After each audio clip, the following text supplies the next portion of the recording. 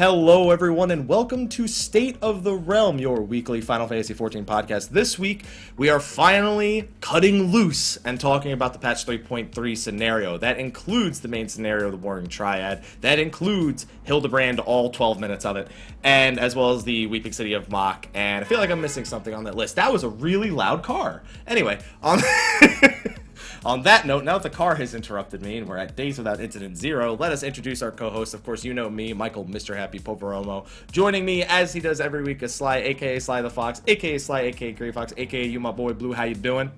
Yeah, we're not going to call that an incident. That was just outside noise, like a train or a car. You know, it's not like you muted yourself, so we're still good. That, you know, it's pretty... Probably shouldn't what? No, it doesn't. It breaks your immersion? Well, I hope this gets your immersion going. So, we have another guest here, but I can't just introduce him like normal.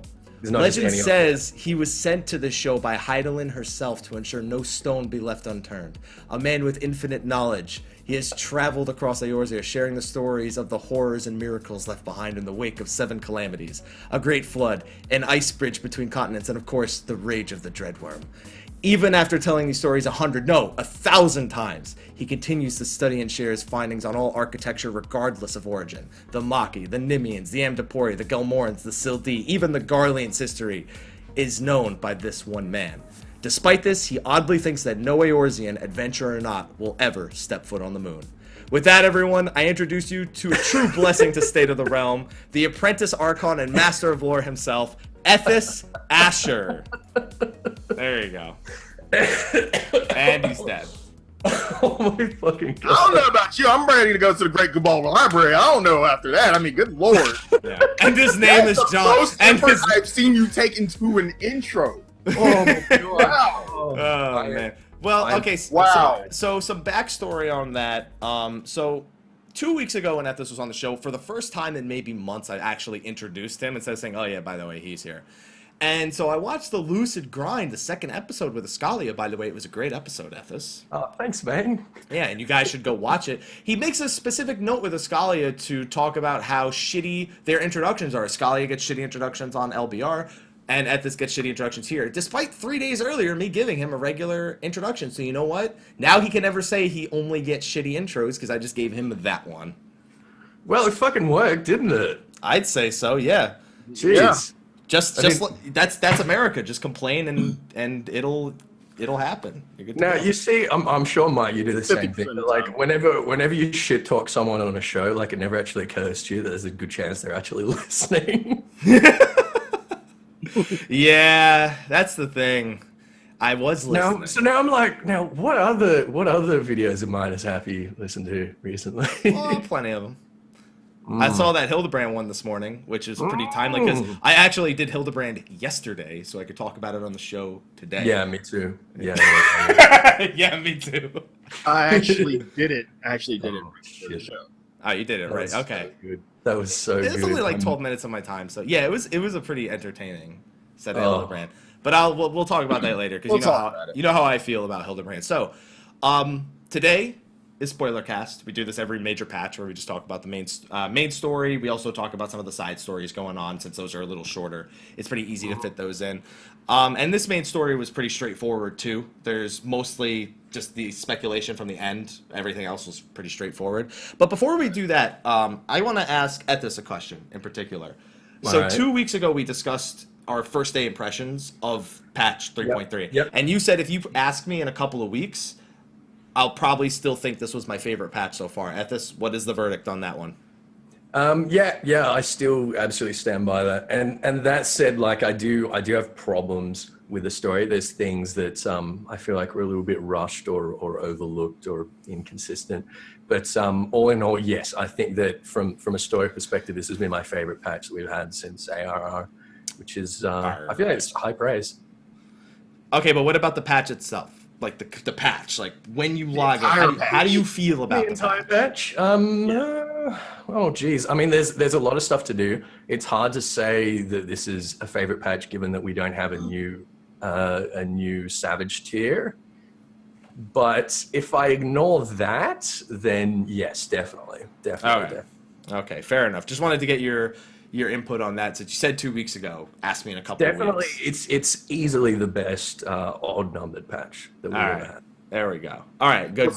Wait. From a lore aspect, even though we don't have a new Savage tier, when we always talk about the lore for Midas Savage, it's a lot to be desired.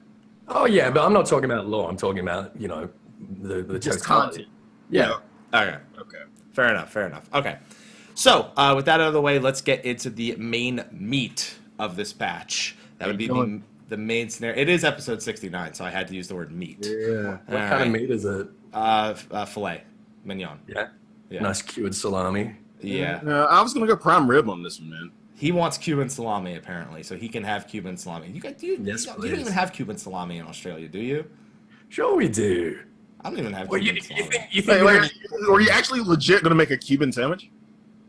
Yeah, dude. An Australian Cuban sandwich, the Cuban sandwich from down under. There we go. Wow. There you go. Yeah. Now we're hungry. No, I ate chicken just before the show. I'm good. Oh, damn. Bake that shit in the oven. Okay, so this was indeed the finale of the Dragonsong War this patch. Before we go into specifics, I asked Ethys first, so now I'll ask Sly this time. Are we content with how the finale turned out? I wasn't. Okay. I wasn't, because there's a few questions in my mind, and there's a few predictions that we had like a while back in terms of there are all these dragons that we haven't seen yet the Dragonsong War is over. Are they going to show up now? Are they going to show up when we go to Alamigo? I mean, we have been told, like, well before 3.3 that the remaining sons of Midgardsormr or daughters, although there's only two left, so it would have to be either two sons, a son and a daughter, or two daughters. Yeah. Anyway, we've been told before that we wouldn't be seeing them during this expansion. They would be showing up eventually. What continent do you think they're on? Because there's 3 in Eorzea, there was 2 in Mericidia, the remaining 2 are someplace else. Yeah,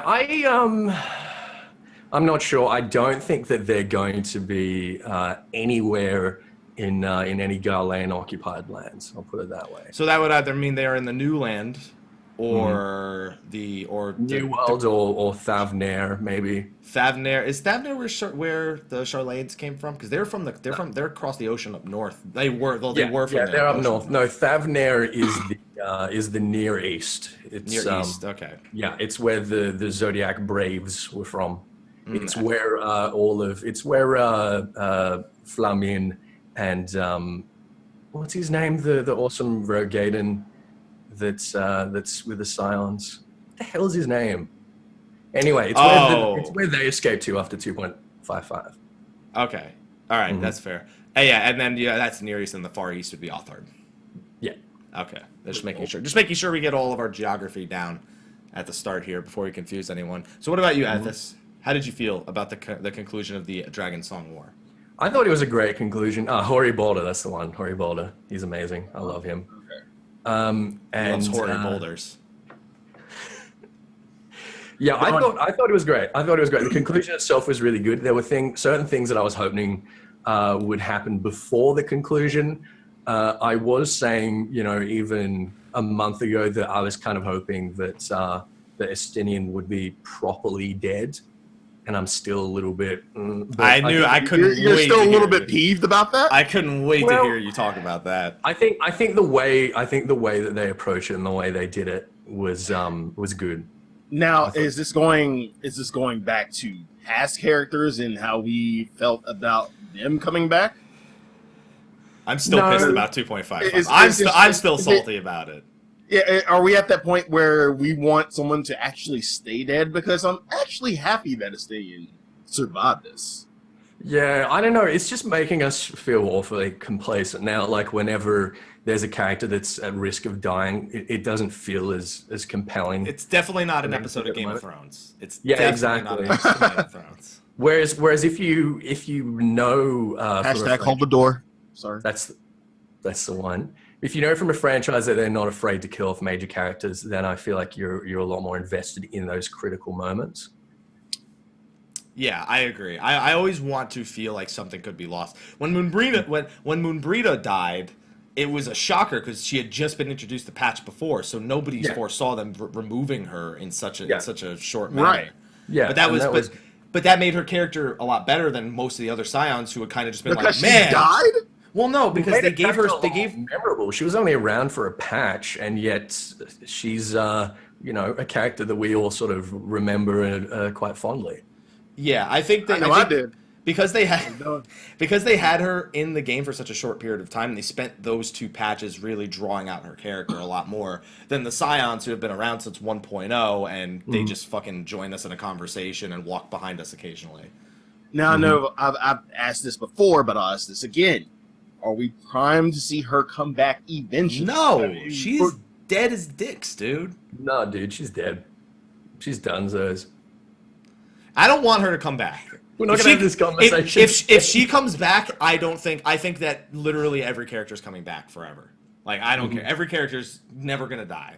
Well, there are 2 characters that we saw that we know for a fact aren't coming back through a cutscene that we saw within this patch, and we'll talk about that. We'll talk about that, absolutely. Yeah, but... So, last we left off for 3.2, because you're going to get into this Moonbrita conversation and never end. Because I know how you feel about her and Tiamat. I want her back. I want at least one of my chicks back. Legs I'm just going to nip that one in the bud. Legs is gone. Tiamat's trapped. On that. Okay, there you go.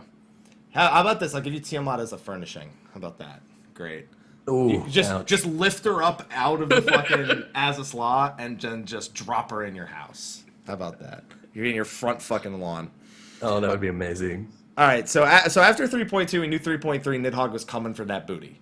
All right, like that's it. He's not content with, oh, I'm gonna turn all your children into friggin' dragons and I'm gonna torch you. No, he's done. He's got both his eyes back. He's angry. He's really angry. Really angry. And now he's coming back. It's not just that he's got both of his eyes back. I feel like he was feeling threatened by us, like really severely threatened, and we'd sort of forced him into a corner because he wanted that war to continue for the rest of the time. He was perfectly happy with that. I think it was our presence and the fact that that he was, shit scared of us. Yeah. So you feel like that's why he kind of rushed things along? Yeah. There's also the theory that because of Estinian's blood rage, when he merged with Estinian, he kind of he was out for their emotions kind of came together combined, in a sense. Yeah. Because it's very often referred to as not Nidhogg but his shade. Which, as I've seen in the chat, led to people wondering if Nidhogg summoned himself using his eyes, using Estinian's body, almost like a primal. Well, I mean, we can talk about the metaphysics of that if you like, because I mean, Nidhogg was already dead. We destroyed his body. Right. But the thing is, it's apparent to us that his soul, so to speak, is very much contained within his eyes. Right. So when we say a shade, it means that like the ether that was native to his body, that's all gone, that's dispersed. And what he's produced is something different, but it's sort of his soul in a different, in a different form, in a different body. Right. Which is why he's able to change form as he does between Estinian's body and all the forms you see him change between. Yes. All right. Now, I'm gonna go to a content aspect of this because, during Final Steps of Fate, which we'll talk about, we see Estinian in kind of Nidhogg form. Well, in Nidhogg form and Estinian form, which is like super Estinian. From a content aspect, and going into the near future, with all the conversation of us getting more abilities. In terms of he literally uses Blood of the Dragon. You understand that, right? He uses Blood of the Dragon. Yeah. I get that. But will we be getting another jump is my question. You better, like, you realize you're asking for more abilities? You understand that right now. For another job? A jump. A jump. Oh, another jump. Oh, okay. Well, maybe a potion?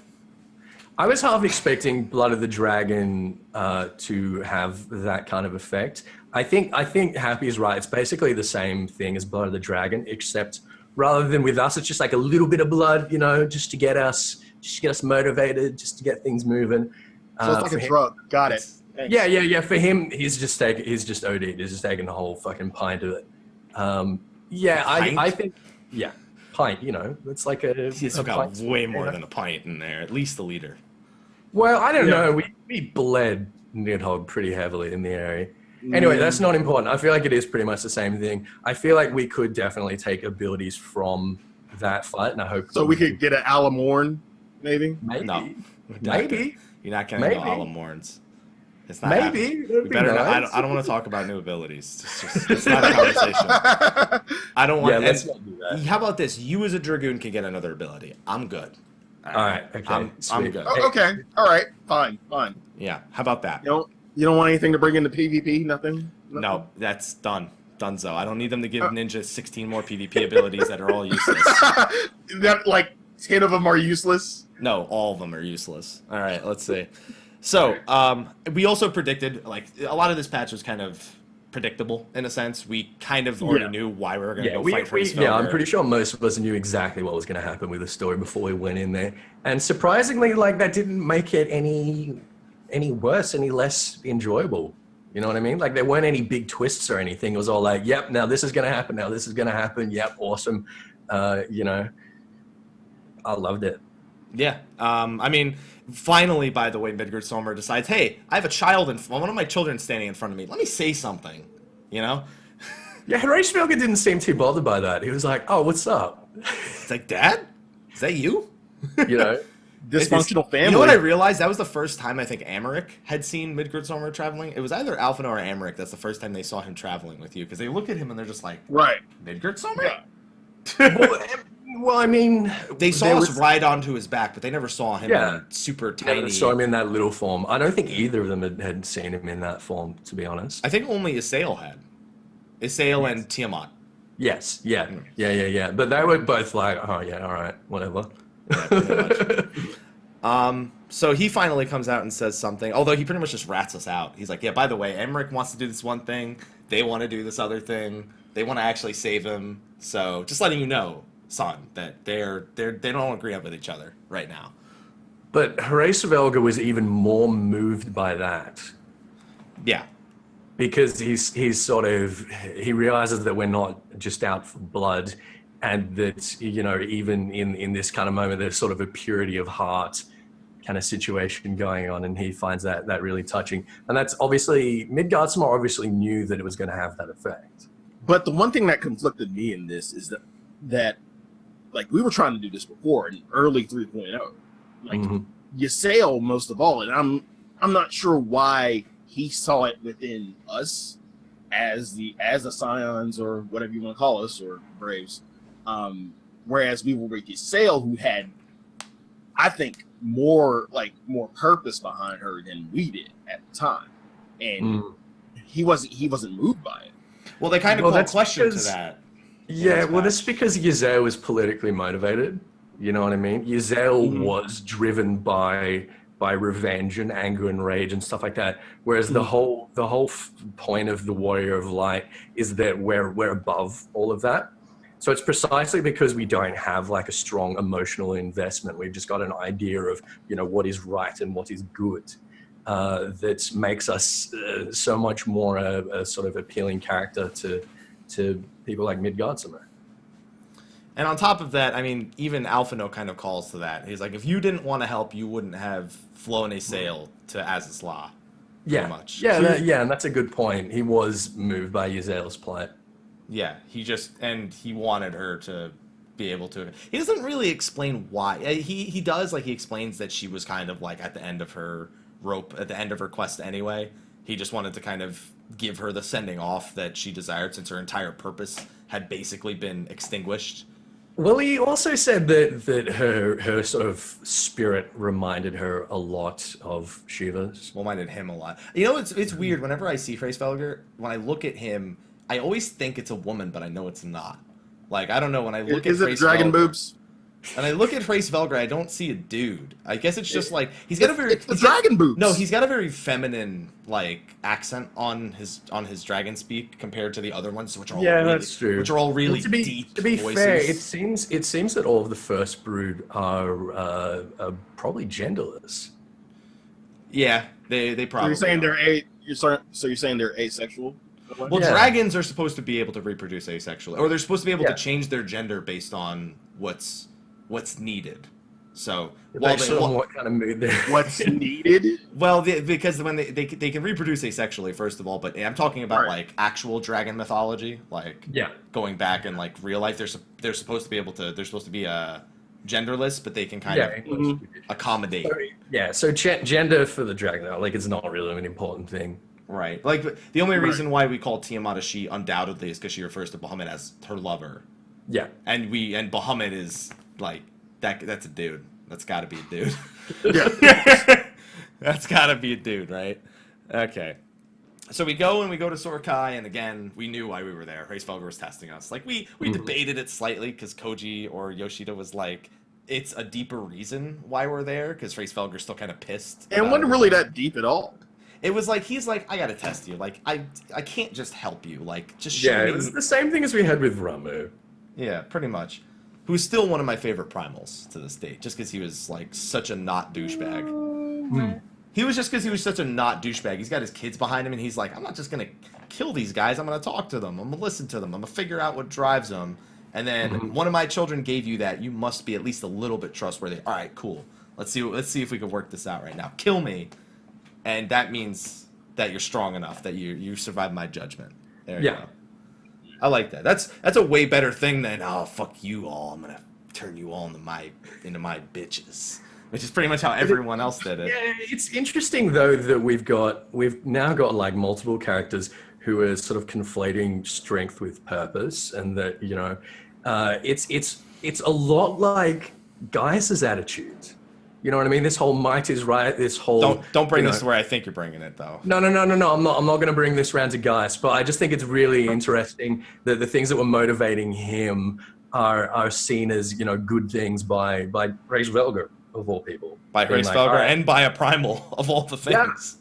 Yeah. I just think that's really telling. That's really interesting. Oh man. Well, I mean, one thing that was interesting to me is I wanted to see the things we didn't get to see with Sorkai, in that I wanted to see Amaric. I think it was Amaric fought Vidolfnir and Alphino fought Vedrfolnir. Vedrfolnir, That's right. Yeah. Their names are so friggin' close that I like. I was writing this down. Like, we didn't talk about that with Alphino. We were just like, oh yeah, all right, you defeated or at least held your own against one of the most powerful dragons in the fucking churning mist. Like, whatever, dude, that's cool.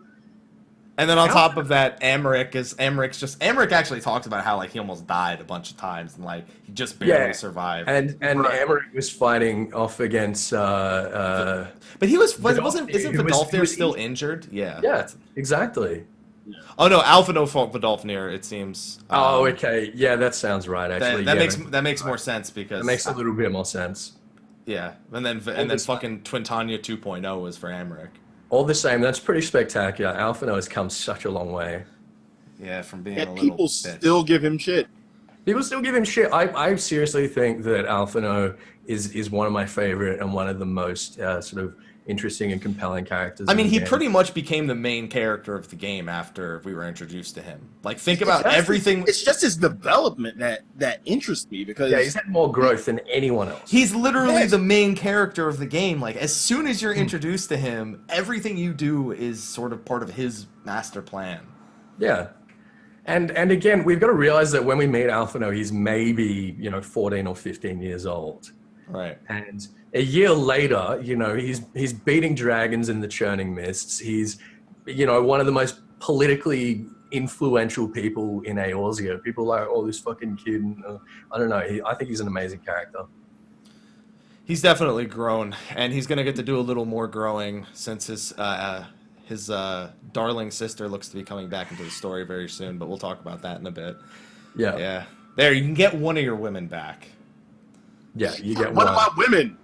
I mean, she was our quote unquote raid correspondent, as I like to call her, but she's not one of my chicks. No, she ain't got the legs. Sorry. She's Elizabeth. She will have Labor. The legs though. Yeah. She's Labor. Elizabeth, so she'll have the legs for you eventually. So after we beat Hraesvelgr, we fly back to Ishgard on Dragonback. Mm-hmm. All right, cool. And then we get to see Nidhogg actually like his forces attacking, which I just think it's funny that like they're just fighting on the steps of faith, and it feels like the city is just untouched behind them. Those wards we've already established don't do shit. All right. Yeah. It's already been established, and yet they're just like, yeah, we'll just fight them on the steps of faith, no problem. That's where we'll friggin' motorcycle. Well, you've got to realize that the city, you see all around the city, they've got those massive trebuchet things. Yeah, the dragon killers. Yeah. So it kind of makes sense to me that the dragons feel like, you know, there's these anti-air batteries, basically. They need to land on the steps of faith. They need to approach the city from a kind of lower angle, you know what I mean?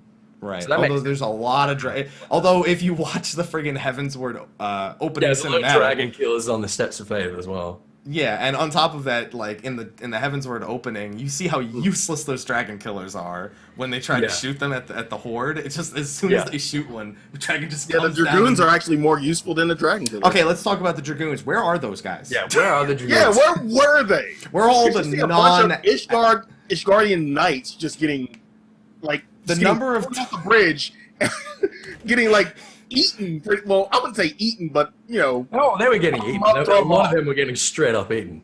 I don't know. I think you've got to like give the dragoons the benefit of the doubt and assume that they were like way up in the sky, just like jumping between dragons. I would love to see that. Yeah, and we didn't get to see that. Which so, is cool. So it's like classic Final Fantasy where they jump and it takes like what 2 moves for them. Yeah, pretty much. All right. Yeah. Gotcha. And by 2 moves, it's the entire cutscene. And people are pointing out in the chat. I wrote this in the show notes. I definitely want like a compiled GIF of all of the knights being thrown off with the Wilhelm scream. I absolutely want to see a GIF of all the knights being thrown off with the Wilhelm scream.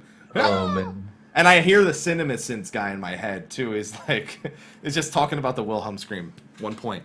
There we go. Okay, so on top of that, and then also I noticed you brought up the machinists as well. Yeah, there are no machinists there. We made this big point through the machinist quest line of how, you know, we're arming the little people of Ishgard and how effective they've become at fighting dragons. I thought that we would have been seeing some machinists in action by now. Maybe they're just waiting for them to breach the city walls.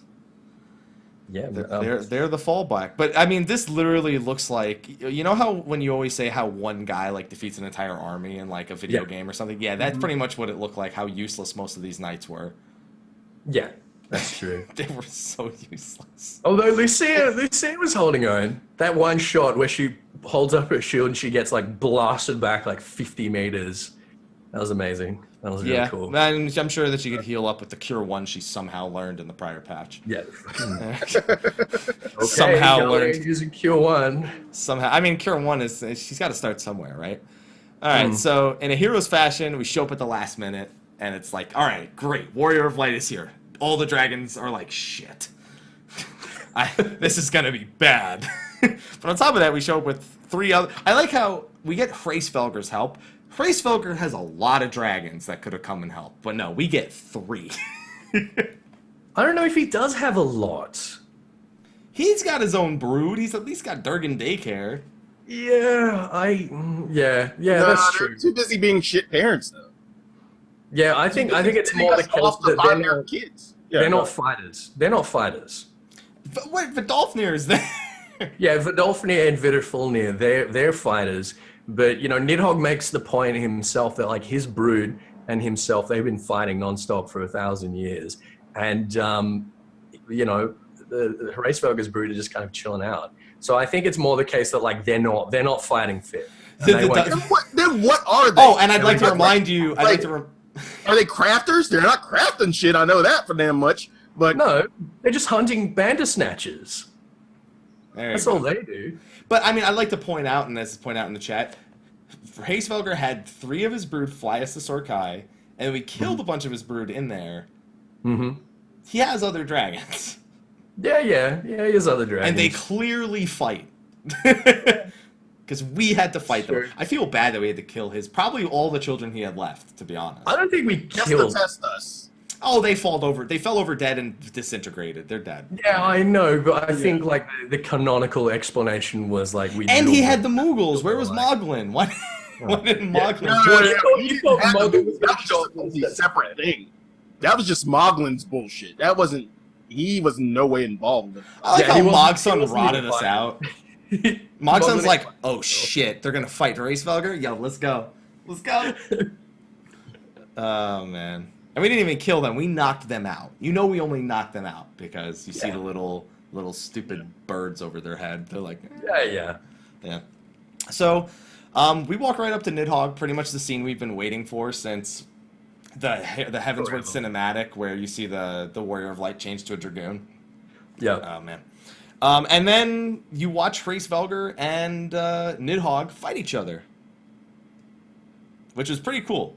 I like how it looks like all the fighting stops. You know there's still fighting going on like very close to the city, but this like showdown, all the dragons just like clear out. Like, nope, not getting involved with this 1v1 right here. And we questioned about how Hraesvelgr with 2 eyes has to be comparable to Nidhogg with 2 eyes. Apparently not. No. Not even close. He didn't stand a chance on that one. And like Nidhogg says, it's because he hadn't fought for 1,000 years. He'd been busy just crying in a corner. Yeah. Yeah. So, thank you, Nidhogg. Although the way the dragons work, because the eyes are constantly absorbing ether, right? Right. The fact that Nidhogg has been fighting meant that he was spending a lot of the ether that was being absorbed into his eyes. So it's like, he might have like a 6-pack or whatever, but Hraesvelgr's probably got like a larger ethereal reservoir. You know what I mean? He's probably not going to use it. Yeah, well, that's the thing. Wait, are you saying that Nidhogg was kind of handicapped by his ethereal usage? Nidhogg didn't take a day off like you're supposed to with the gym. All right, you're always supposed to take a rest day. Hraesvelgr, but the problem was Hraesvelgr every day was rest day. Yeah. So I don't know. Although we do have the fact that one of Nidhogg's eyes was in the possession of Estinian, and the other was, buried under the church. Right. So I don't know. I'll allow it.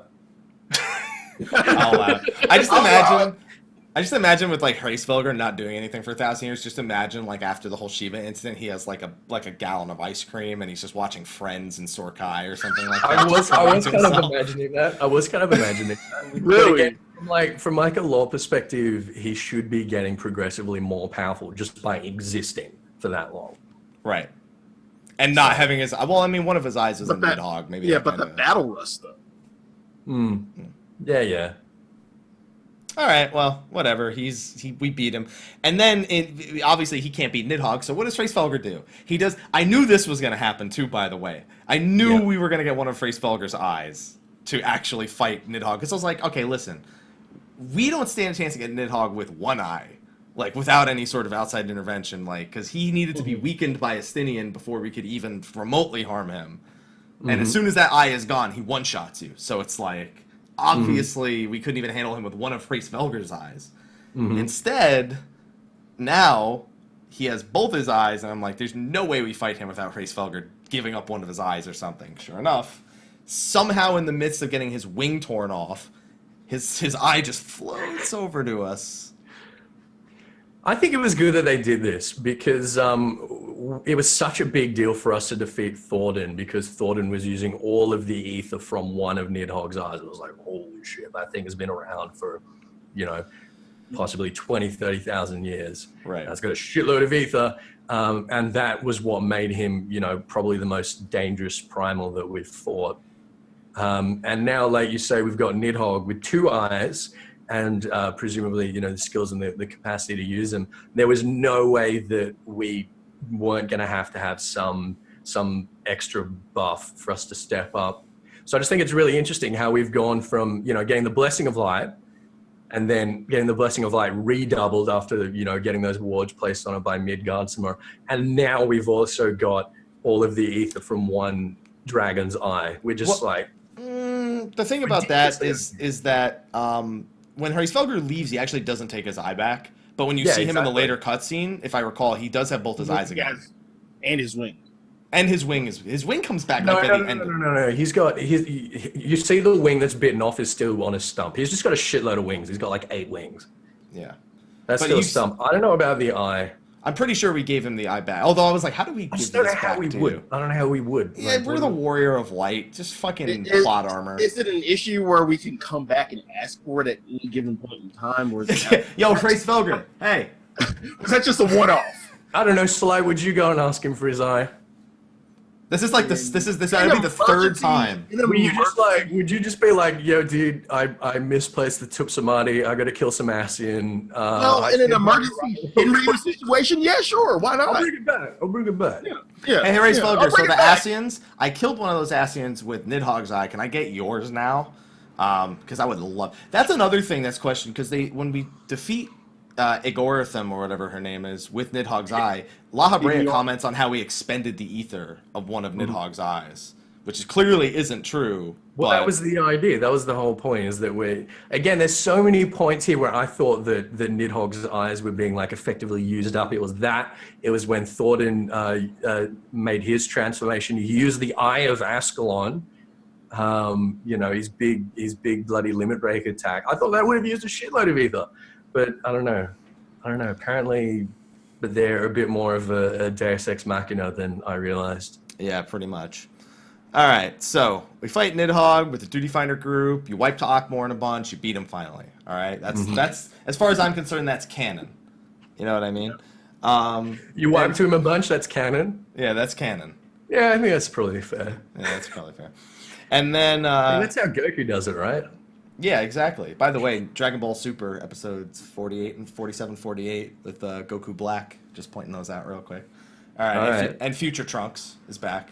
Just pointing that out. Okay. And Kid Trunks is like, is that my illegitimate brother? Anyway, moving on. So, just bringing that up real quick because you brought up Goku. Side note. Yeah. Spoiler, by the way. It's a spoiler cast. Come on. You expected it. Yeah, we're spoiling everything. They were spoil everything. Not Sunday's episode of Game of Thrones, so you're safe on that front.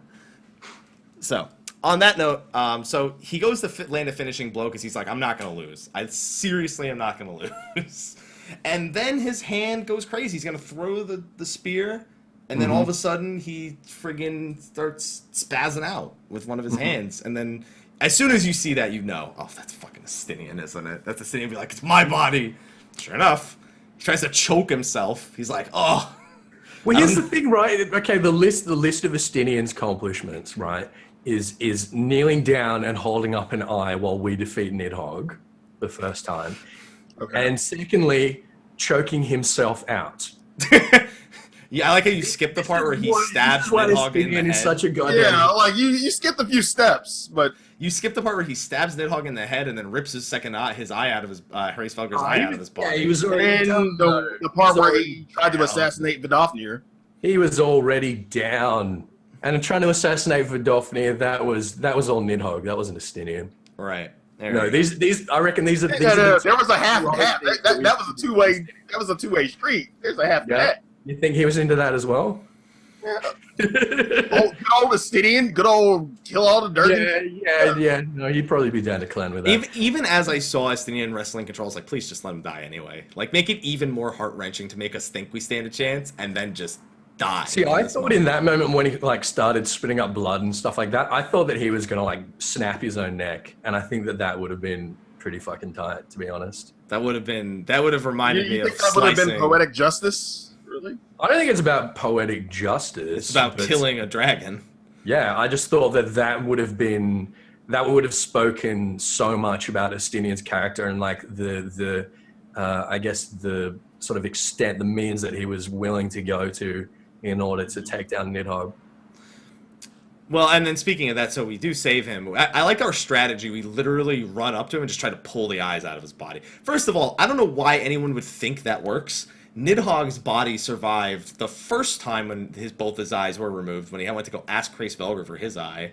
Both of his eyes were removed to get to keep his body, which just goes to show you how much of a medium Estinian was here, like how necessary his merger to Estinian's body was tied to his survival. Well, I think that what was going on here, firstly, when he lost both of his eyes the first time, he did still have his body. He doesn't have his body now. We've already destroyed his body. He's only got a body because Estinian's got a body. Now, the only reason why he was still hanging on to life in that last moment was because Estinian was alive. I think the implication of the battle was that we'd spent all of his power and that he had nothing left, and that all that was left was to kill Estinian in order to release his soul onto the ether and have it disperse. So apparently we've done that by removing his eyes. Yeah, and that's the important thing so first of all, when we go to remove his eyes, I didn't see this coming. Isail and friggin' Hoshfont's souls just come out and be like, we'll help. It's like, what? How did you get here? And also, how are you going to help? And how are you going to help? Like, how are you, then don't give me this whole live stream, you joined us from the live stream bullshit. You have no right being here. It's welcome. It's really cool and it's heartwarming. But how the fuck are you here right now? Now, Yzael, we can explain Yzael being there because of the echo. So what I immediately thought when I saw this scene is like, oh my god, Orchefort had the echo. And when you really thought about that until you brought that up now. When you look at the story in retrospect, and you look at Orchefort having this amazing sort of I guess capacity for empathy and for sympathy, it kind of makes a lot of sense for him to have had the echo without knowing the whole time. But it's very easy to explain Yzael's soul staying together when her body's destroyed, because that's kind of what the echo does. That's what the echo does for the Ascians anyway, and it seems to be what it does for us as well when we have these kind of out-of-body echo trips. So it could well be that Orchefort also has the echo and his soul is, remained intact. Either that or we were hallucinating. So it's not in my Anima weapon, is what you're telling me. No, I don't think so. Now, from a content/lore point of view, do we revisit this if this is true? Sure, absolutely. I mean, I don't know if they'll do it, but like Orchefort could be like an Obi-Wan Kenobi sort of deal. What if Edmond knew something about this and he just hasn't told us? I don't know if Edmond would have held that from us. Yeah, I don't think so either. I don't think Edmond would have known. What I was going to say I don't think is, Orchefort would have known either. What if our echo is so strong now that we brought their souls through back from wherever we were experiencing our out-of-body experience from? So are you saying foreshadowing for Menthilia? Yeah, that's another possibility. That is another possibility. Although the fact that we already knew that Yzael had the echo means that like her soul would have had the capabilities to do that kind of thing anyway. So I don't know. I like the idea of Orchefort having had the echo. I just hope that they actually talk about it at some point. So now next time any like Koji's on like a live letter or basically at fan festival, we have to ask, because we can ask him in person. We'll just walk out up to and be like, so Koji, listen, you still haven't told us about Hoshfont, why he was there. Does he have the echo? And he's gonna be like, honestly, I wrote that. I wrote that his soul would come up. I never even thought about it. That's like, but I'm gonna make a reason for it. I want to stick on this echo point for 1 minute. The Scions. They had the echo, correct? Mm-hmm. Well, no. Wait. Philly has the echo. We have the echo. Kryl has the echo. Kryl has the echo. The other Archons, they don't have the echo. No. They don't have the echo. No. They're not. They're not a student of Baldessian. The students of Baldessian all pretty much seem to have had the echo. Okay. Although Kryl says that her gift allowed her to survive, which kind of insinuates the rest of them didn't have the gift. But I mean, that would kind of go against what she said the students of Baldessian do. So. Well, they were studying it. That doesn't mean that they all had it. But she kind of insinuated, it's like, of course I do. Why wouldn't I have it? Like, yeah, she did insinuate it. But again, we're also making a distinction here between the echo and the blessing of light. Yeah, that's true. Whereas we have the blessing of light, which Minfilia doesn't have. Right. And yet we've both got the echo. And again, with Yzael had the echo. She was on her way to developing the blessing of light. She was kind of her crystal of light. Her crystal of light shattered was the problem. Yeah. So she was kind of halfway there. Gotcha. And then so after that, we probably do the single stupidest fucking thing I've ever seen in the main story. Yeah, you say this, but anyway, go on. So we take Nidhogg's eyes, which I would like to point out are no longer pulsing with ether. Mm-hmm. They're just eyes that we're holding, right? Mm-hmm. And Amaryk's only thought is not like, oh, let's contain these and, make sure that, no one ever tries to use them or reach out. No, let's just throw them into the fucking chasm real quick. But Devil's Advocate wouldn't really say the same thing. You wouldn't want no one to hold these eyes after you've been holding one eye. Why would you? You know the Ascians exist. You don't throw those things in the fucking chasm. The last The last time it was a snap judgment. But in comparison to like actually holding on to the eyes, I actually think this was a better idea. Or they ate them before. Just freaking stab them to death. Just whatever. They ate them before. They ate Ratatosker's eyes. Clearly, there's other ways of disposing of this than throwing a whole eye even into eating a cat. Ratatosker's ones. You eat Ratatosker's ones, and your children 1,000 years. But I'm not later saying we should eat them. I'm just saying dragon. clearly there were other options here. I'm not sure. Like, again, we can think of maybe there's like a One Ring sort of problem going on here, is that we can't physically destroy them unless we do something like absorb them or eat them or whatever. Cast it into the fire. Secondly, there was like the immediate panic by everyone there, having seen what had happened when the eyes were close together and didn't have a host before, that I think Emmerich was immediately like, oh my God, if we don't fucking get rid of these things like right now, hot potato, they're going to end up possessing the Warrior of Light. I think he was concerned about that. Furthermore, like you say, Haps, they'd gone dull. I'm pretty sure that Nidhogg's spirit is gone. Like, they're not in the eyes anymore. There might still be some things in the eyes left. Yeah, which we'll talk about in a little bit. A certain Ascian. Right. We'll talk about that in a little bit. But I think it was very much a kind of spur of the moment panic decision. Like, these things need to fuck off immediately. I mean, like you said, there is something inside one of those eyes. We destroyed one Ascian with it. There may be. Well, we'll talk about that maybe when we get to the post kind of credit cutscene for this one. And then finally we get to see Estinian without his mask after that, which was, he's got a glorious head of hair. That guy. Actually, why don't they give that to Elizans? Because then when we reveal Estinian, it's not special. Because now everyone's like, oh my God, I want that hairstyle, and they're like, great, $2 on the fucking Mach station. Yeah. There you go. It's all part of marketing. That's what was doing it. And I mean, they kind of pull a 2.55 with us for like a minute or two, where we think he's dead because they're like, hurry, get in there, and then you just see Alphino crying, and they're just like, okay, he's dead, and then he's just like, stop crying. Shut up, boy. Yeah, he's like, stop crying, dude. It's like, God damn it. He's not dead. Oh, man. I just want to feel loss.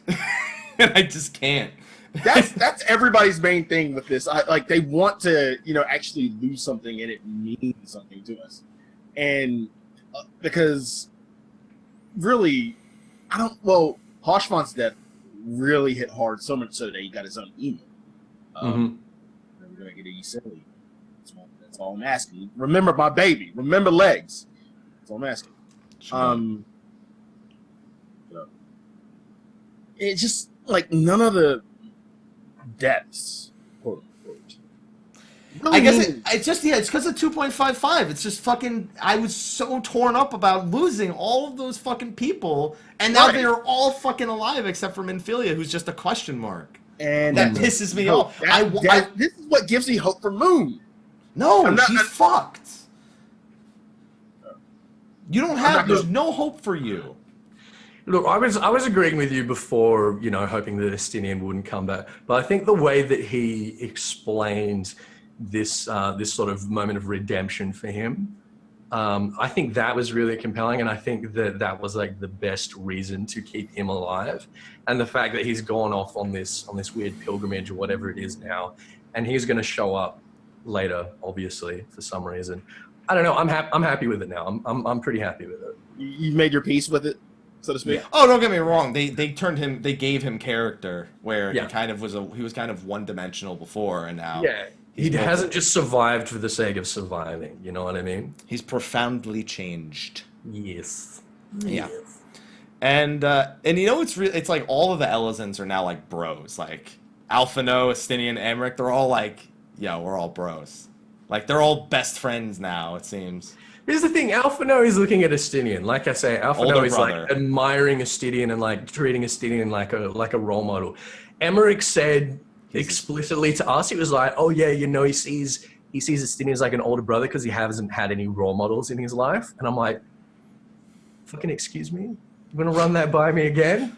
Like I say, this dude's 2 heroic acts were the fact that he could hold a dragon eye above his head, and the fact that he could choke himself.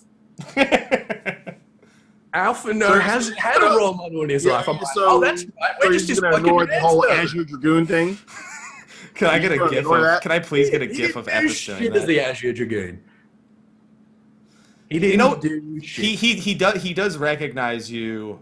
He does make another comment in 3.3 regarding if you are an Azure Dragoon. He pretty much says that he's leaving that mantle solely to you. Yeah. If you and you shit at it. Yeah, and it's only if you've done the level 50 Dragoon quest that he says that. Yeah, apparently. exactly. So, but yeah, I don't know. I thought that we'd gotten over this whole being Alphino's manservant thing, but apparently Alphino we're not a role model. So yeah, he doesn't want to be like us. Maybe because he knows he can't be like us. Or maybe he just hadn't seen Justinian's hair yet, and now he's like, he sees Archon in training. Yeah, there you go. And then at this point, it's pretty much the super happy ending. Oh, Ishgard and dragons, we're in peace. We're gonna work on it for the next hundreds and thousands of years. This pissed me off. And I'm gonna ride on back of Midgard Sommer, and you're gonna ride on back of Fedrolfnir, and we're going, yay! Yay! It's done. Yay! It's all resolved. It's done. And now we're a republic, just like that. Because that's how political revolutions work, right? Exactly. One dude gets a speech, and then we're a republic. Yeah, I don't know. There are a couple of things that really frustrated me with the way the Dragonsong War sort of wrapped up. And firstly was the complete lack of political turmoil. We had one patch, right, where, the clergy are resisting it slightly.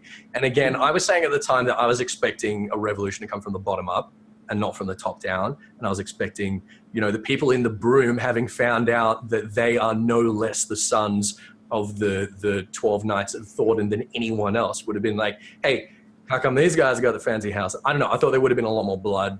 There would have been, a proper internal revolution, considering, it's come as the same kind of revelation as the French Revolution has come, being that the class system is empty. There's nothing to it. So there was that. The second one was, I've been saying for the longest time that I thought it would have been an amazing twist, amazing way to bring the Garlanes back into relevance, is the fact that they're in Azazlar and they're doing what they were trying to do originally in the Binding Coil, is that they're, grabbing at all of this Algan technology, one of which is the ability to enslave and control fucking dragons. And primals. Although it seems they're more concerned. We're more concerned with the primal thing at the moment. But the thing with the dragons is that they could have gotten involved in the end of the Dragonsong War, and that could have been the thing that would have produced a lot more action out of Hrace Velga's brood, and possibly even out of Tiamat, is looking at the Garleans and being like, all right, we need to produce a united front between man and dragon. Again, it seems like we resolved this 1,000-year issue so quickly. Well, no, Hrace Velga says we haven't resolved it. Yeah, he's saying that we still got work to do, and he's still feeling salty, and it's going to be something that subsequent generations are going to have to, own and take responsibility for. And it's still possible that we can have the Garlean Empire working as a motivator, and it's possible that we can have, dragons as allies against the Garleans in 4.0, in 5.0, in subsequent patches. But I'm just worried that we're not going to see that now, because they did explicitly say that this is where this story ends. Right here. No more Dragonsong War, no more... Well, that's because there's no more war, but that doesn't mean you can't have, it's not totally. That war is over, but their relationship isn't. Yeah, totally. I don't know. I feel like that would have been a really nice thing to add in terms of giving another motivation to unite us. And I really hope that we do see that in the future. I really hope that now that we've made allies out of the dragons, it's not something that gets forgotten, and that 4.0 moving forward, maybe Hrace Velga, or at least, Vidolfni, Vidorfolnir, they remain meaningful characters, and they want to get involved again because they see what the Garleans are doing, subjugating these peoples, and they have a clear memory of what happened to their brothers and sisters in Mericidia. Because for them, 5,000 years isn't that long ago. It's not that long. So that's what I'm hoping. I'm hoping the fact that Dragonsong War is over. Yeah, I'm hoping for that. Yeah, real quick. Yeah. Now, Ethys, one thing I'm going to go back to was the political portion of the ending, and how you said it was coming from, the change was coming from the top down. I think it was a little bit more, I guess, equivalent because, when they made the seats for, I guess, the new council, quote, unquote, the House of Commons and the House of Lords. A.K.A. England. Ishgard is now England. Amric pretty much took the highest seat. Obviously from his leadership that he that's been done in the past few patches. I'm not understanding what your problem was with the the way they structured it politically. Now, the way they structured it politically is fine. Just the fact that it was so seamless. Just the fact that, if you have observed historical revolutions, it doesn't happen like that. It doesn't happen that cleanly. There is always bloodshed.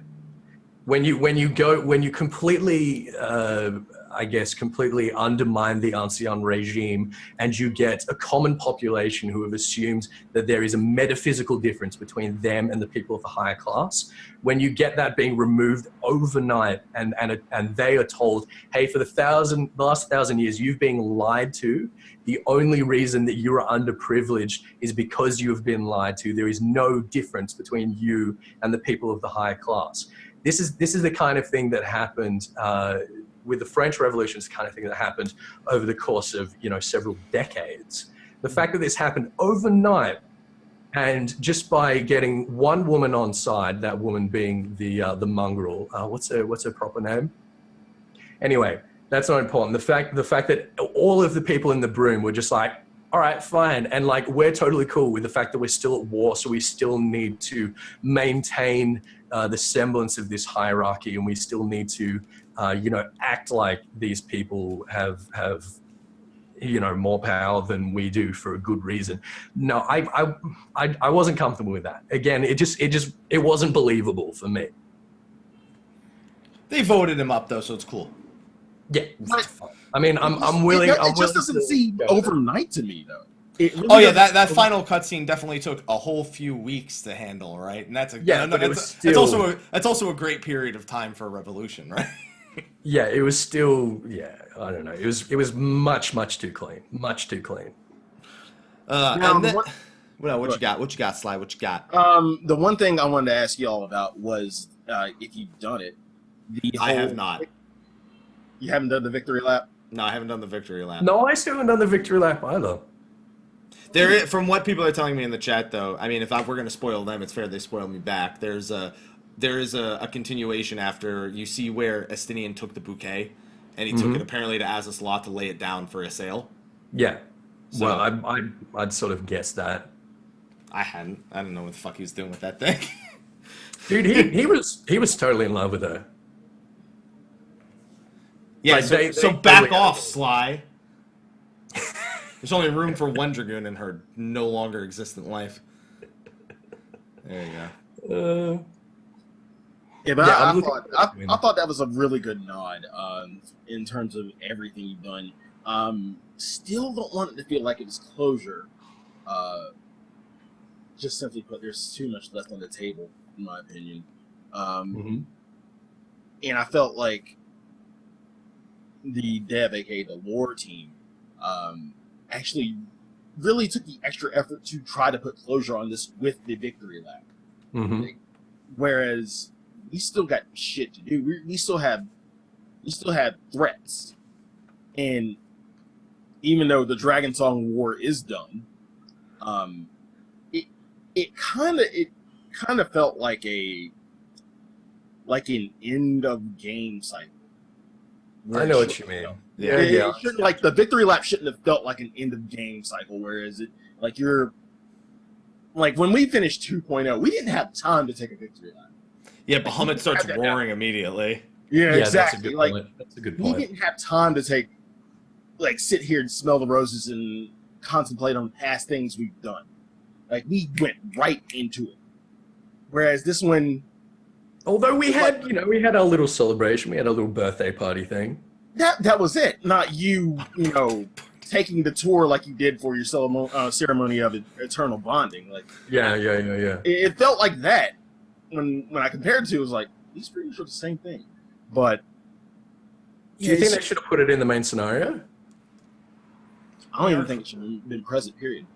You don't think the victory lap should have been present at all? No. That's interesting, because I understand why it wasn't in the main scenario. A lot of the reason why, I think it's a double-edged sword here. We've been noticing through Heaven's Ward, our main scenarios have been a lot more direct. They've been a lot less of what most people think of as filler or fluff. Right. And that's because based on feedback, they've been realizing that not a whole lot of players want to sit through a bunch of dialogue. Right. And like I say, that works both ways. It keeps things moving faster, but it also removes a lot of, again, what people would think of as fluff or filler, that I personally consider to be, world building, to be, building characters, to be getting us more invested in the game and the lore and stuff like that. Mm-hmm. They remove that from the main scenario almost completely. So I think it's nice that they've taken that stuff that they would have wanted in the main scenario, that the writers and that, people like Koji would have wanted to see in the main scenario personally. And they've gone, hey, there are some people, not everyone, that do appreciate having these longer cutscenes, these longer streams of dialogue. So let's put that in, somewhere else for them as an optional. I think that's really nice. This is my favorite comment. With every patch. This is my favorite comment. If the Grand Melee came out in 2.x, we would have been setting up the goddamn chairs and handing out flyers, not world building.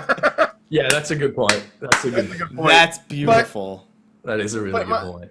But my thing is with the whole victory lap, and while it was a nice touch, I feel like it goes to complete shit in the next patch when we have the Warriors of Darkness come in and pretty much not really continue the Dragonsong War because that's over, but it's just out of the frying pan into another fire.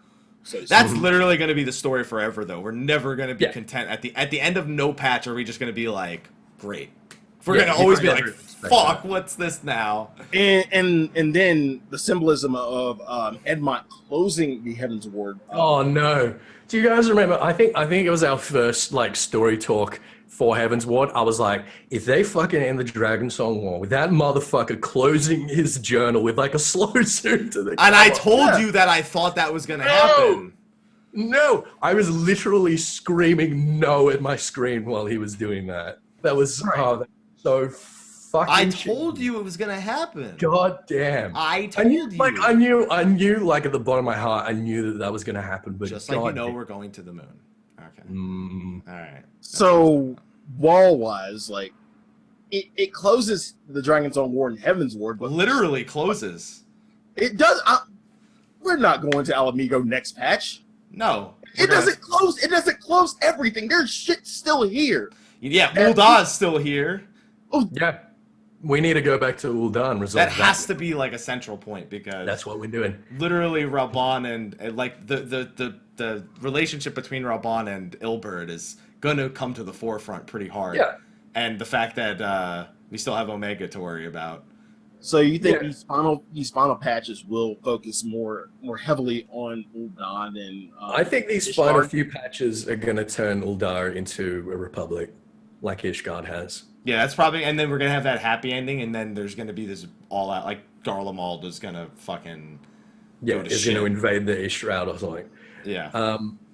So we know already that Ul'dah has a military presence on the front against Alamigo, and I'm pretty sure that they're the only nation that does. That's oddly enough, because Gridania is closest to Alamigo.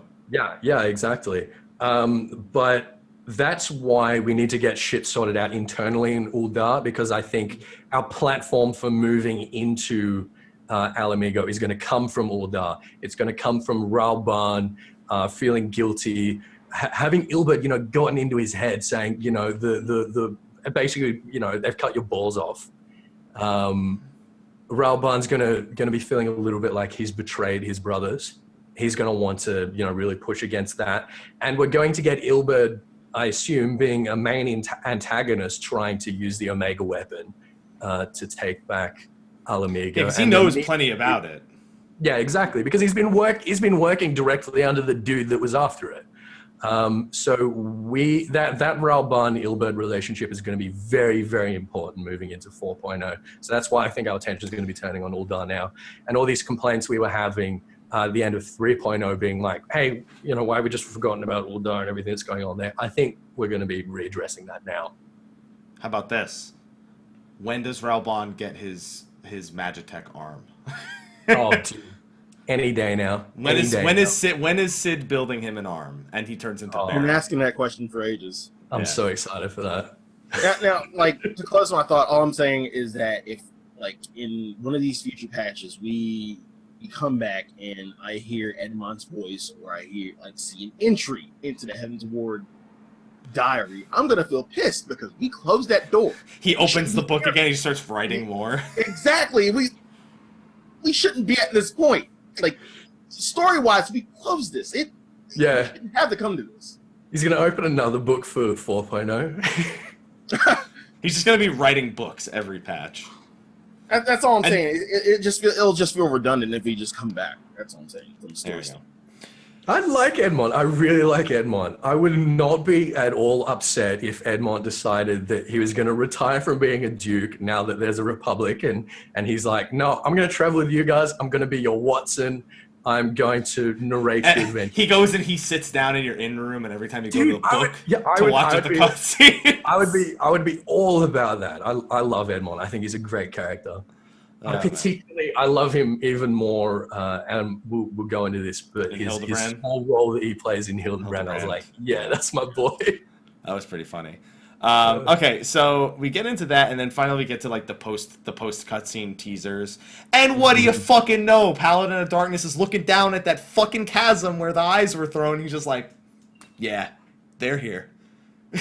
Now, what do you think they're after? They're gonna get La Habrea.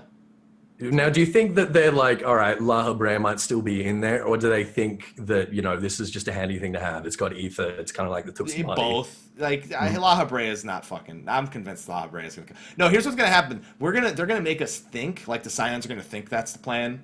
They're like, oh, what if La Habrea was? And then we're gonna find out they don't give a shit and they have their own agenda with it. Well, none of them like La Habrea. No, they all hated him. Yeah, they all hate each other. Let's be fair. Making the extra effort for one Ascian who don't. Let's be fair though. They also don't like the idea of any one of them dying because to them it's just they said fuck what's his name fucking Nabrialis. Yeah, they fuck Nabrialis. He was an idiot, but that's pretty disturbing that he died. And then Igorithim, same deal. It's like, oh shit, Igorithim's dead. That shouldn't be possible. And now La Habrea's gone. They're just Elidibus is just we need to get this shit under control because there's we've all been around for thousands of years. Now 3 of us have died in the last 2 patches. We gotta stop this. Now the way I'm thinking is that he doesn't want to get La Habrea back, but I think Elidibus thinks he can somehow use La Habrea's essence, maybe make himself a kind of Ascian Prime deal as well. Maybe. Because we've heard before that there are only 2 Ascians that are native to Eorzea, and that is Elidibus and La Habrea. Right. So I feel like there's something, I don't know, there's something going on there. I don't want him to come back. I don't want La Habrea to explicitly come back. That would suck. We've fucking killed him so many times. Now we can't even kill the bad guys. Now we can't even kill the bad guys permanently in this fucking game anymore. Yeah. And on top of that, we then shift over to Warrior of Darkness and Elidibus in the Shroud, near a Garlean, a destroyed Garlean tech. Now, this is only one of 2 places. This is either the East Shroud over by the Fate, where you see that exact thing, or it's the West Shroud and it's a remnant of the destroyed parts of it that we don't see. It can't be though because there's no fucking woods there. Yeah, there's no life. It's the East Shroud. It's definitely the East Shroud. And the East Shroud is on what border? For a reminder, it's on the border with Alamigo. Correct. Ooh. So I think that it's literally so that's where we're going now. And even and then finally we get everything but her face, but we see Alice. There's it's unquestionably her at this point. And it's a good thing Thancred was following them, because she'd be fucked right now if not for that. Well, I don't know if she would be, because, Alphino fucking took a dragon on. Alizé hasn't just been like sitting around. So did Alizé, technically. So you think Alizé is like fully that's not canon. Alphino? Yeah. I mean, like you say, Habs, it's not fully canon, but Alizé and Alphino together, had a fair go at Bahamut. They've got a little bit. It's not that it's not canon, but it's not like something that's going to change our dialogue with them, because we elected to. It has to remain a complete secret. Yeah, pretty much. So. Yeah, I don't know. I think Alizé probably could have held her own. I mean, if Thancred can, I don't see why Alizé couldn't. But anyway, Thancred has to rescue the damsel in distress. Go figure. Yeah, and we knew he was following them since the end of 3.2, because you see him follow the Warrior of Darkness and be like, I'm going to fucking follow. I'm still under the impression he's following them for an answer on how to get Minfilia back. I'm still under that impression that that's what he was doing there in the first place. But he kind of had to blow his cover, because he's like, well, I can't just let her die. You don't think it has anything to do with finding an answer to what has happened to him, and the fact that he doesn't seem to have any anima anymore, like he can't teleport, he can't cast any magic? I'm willing to bet he doesn't give two shits about himself compared to Minfilia. Yeah, I feel that. Yeah, so I'm sure that scene that we thought was Alphino and Alizé with the two cups when we first saw the preview for 3.2. This time, I'm actually hoping we'll see them sit down and actually face-to-face talk to each other. Because even though Alphino's the main forward character, it's been kind of implied that Alizé has been the puppeteer behind kind of everything, just watching it all and making sure everything. Yeah, she saved his ass in 2.55. Yeah, and that's when you found out she literally has known everything he's been doing, pretty much from a distance. Yeah, she's just been operating from a distance ever since the level 18. Main story quest or something like that. Mm-hmm. So she'll be back, and I wonder who her voice actor will be now. She definitely is not gonna have the same voice actress that she had before. No, she might. No, they got rid of literally every Realm Reborn. A ton of people from 2.0. Yeah, well, that'll be interesting. And she really was only voiced in that one cutscene in the main story and the very end of Binding Coil, pretty much. She wasn't voiced anywhere. She got a few voice cutscenes in Binding Coil, I think. Yeah, in the final Coil. But I don't recall her getting any voice cutscenes in first or second Coil, just only in final Coil, where they fully voiced the Urianger, which was also a pleasant surprise to have them actually voice act Urianger. Yeah. I feel like she got a long cutscene with the voice acting in turn 10 and sort of had a few ones from there on. But I feel like I feel like she had one in turn 5 and turn 9 as well. I might be wrong about that. Yeah, I don't think she did. I'm pretty sure she was completely voiceless throughout all. Because I know because Urianger wasn't voiced pre-Final Coil, Nail wasn't voiced, and I'm pretty sure she wasn't voiced either. Oh, that's right, Nail wasn't voiced, yeah. Yeah. I guess it was, I wonder what, they probably would have voiced them. The problem is they probably would have voiced them as a man, and then when he has the helmet removed, it gets kind of awkward. And then there's a lot of talk about... I don't think that's awkward. I don't think that's awkward. I think that's easy enough to explain. Yeah. I mean, they did explain it, so... Yeah, exactly. Yeah.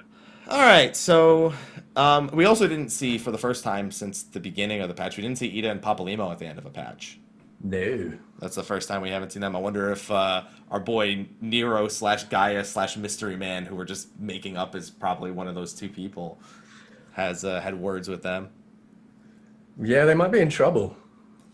I mean, Alamigo is not a safe place, especially for a resistance of all things. No. All right, so reminder: somebody brought this up earlier. The reason why Ul'dah has a front and Gridania does not is because Gridania and Alamigo were kind of in the middle of a war before the Garleans invaded. Yeah. Well, shortly before. Shortly, but literally, it was like half a century before. Yeah, war is over, and then 500 years later, the Garleans take over Alamigo, and Gridania's like, fuck you. Yeah, even though it's really? We're right next door, you're not... And then Ishgard does the same thing, fuck you, and it's just not doing any of this. And you see, that's actually really interesting because the other alliances got involved in the Autumn War. They defended Gridania. Ishgard defended Gridania against Alamigo, which is the first and last time that Ishgard has lifted a finger to do anything for anyone. Yeah, pretty much. And now we just have to hope the elementals. I wonder if we're going to play on the story of the elementals at all with how close Gridania is to Alamigo, because some of that war has to spill over into the Shroud. Yeah, we have looked at this a few times. The elementals are severely weakened at the moment, and all of their wards are very, very weak. They're not in a good state at the moment at all. And Odin doesn't help with that. No, Odin doesn't help with that. But the elementals now, compared to in 1.0 and previous to that, are less than a fraction of their strength. Yeah. Sorry for anyone who just heard that sound. I got a message on a program, and it made a little ding noise. So, all right. Well, you wouldn't hear it. Only they would hear it because it doesn't come through the microphone. All right. Yeah, and Alamigans are crazy. So, okay, what do we think? Okay, give me dungeons and give me story developments for 3.4 and 3.5. I want to hear a prediction on this one. I'll let Slyh start. Dungeons. I'm already predicting 3.55. We're doing Castrum Oriens. Like, I'd be very surprised if Castrum Oriens isn't a dungeon in the next, or a trial of some sort in the next 2 patches. That would shock me. Or the very first dungeon of 4.0, like Dusk Vigil.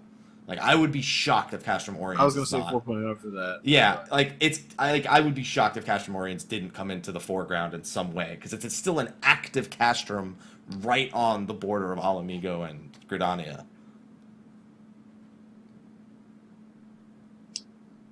And we still have at least two original dungeons remaining. Theoretically. Snowcloak hard mode, I'm still expecting for 3.4. But that's besides the point. What do you think, Slyh? It's not going to be Ormvale. Stop it. It's not. It's not happening.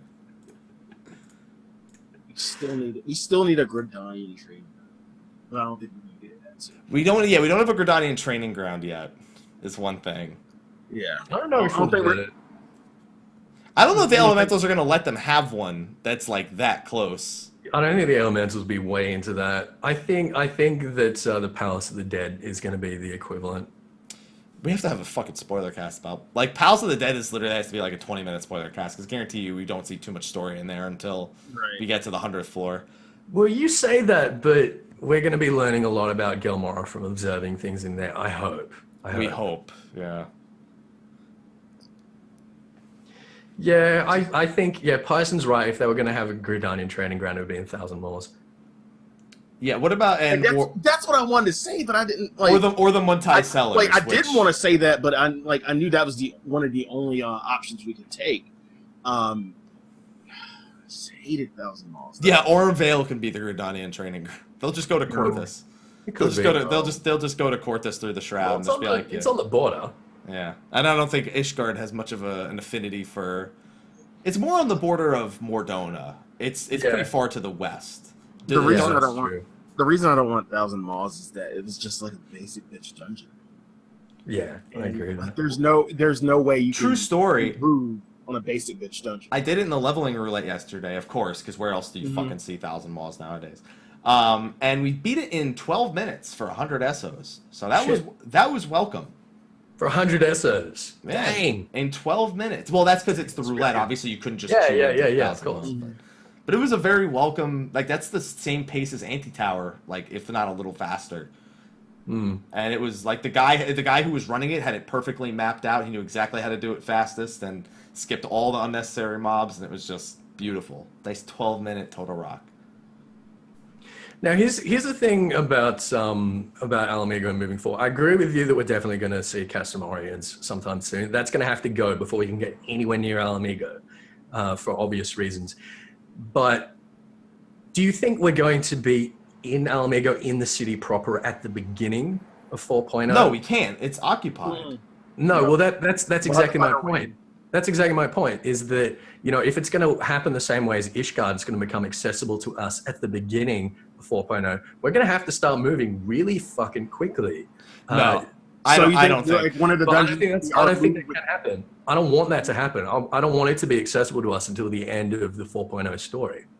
Yeah, it doesn't make sense for it to be anything related to that until because it eliminates you have to so remember much. You have to remember the way we segued into 3.0. Like we got steps. But Ishgard wasn't occupied by the Garlands. Yeah, it's not occupied. I get that, but from a content. And like you have to imagine because they're trying to play on this Grand Company mercenary feature that we're going to start exploring a lot more, and that can't just be timed. Like they can't just be an accident that's timed with trying to take back Alamigo. Very clearly, the Grand Companies have to be trained for such a thing. So I'm curious if there's not really going to be too much of like it's probably going to be some sort of home base, but I wonder if it's not just going to be Castamorians. That's what I'm getting at. Is that maybe we'll clear out Castamorians at some point towards 3.5, 3.55, and that we'll be using that as a temporary hub, kind of like Mordona, to push against Alamigo. Yeah.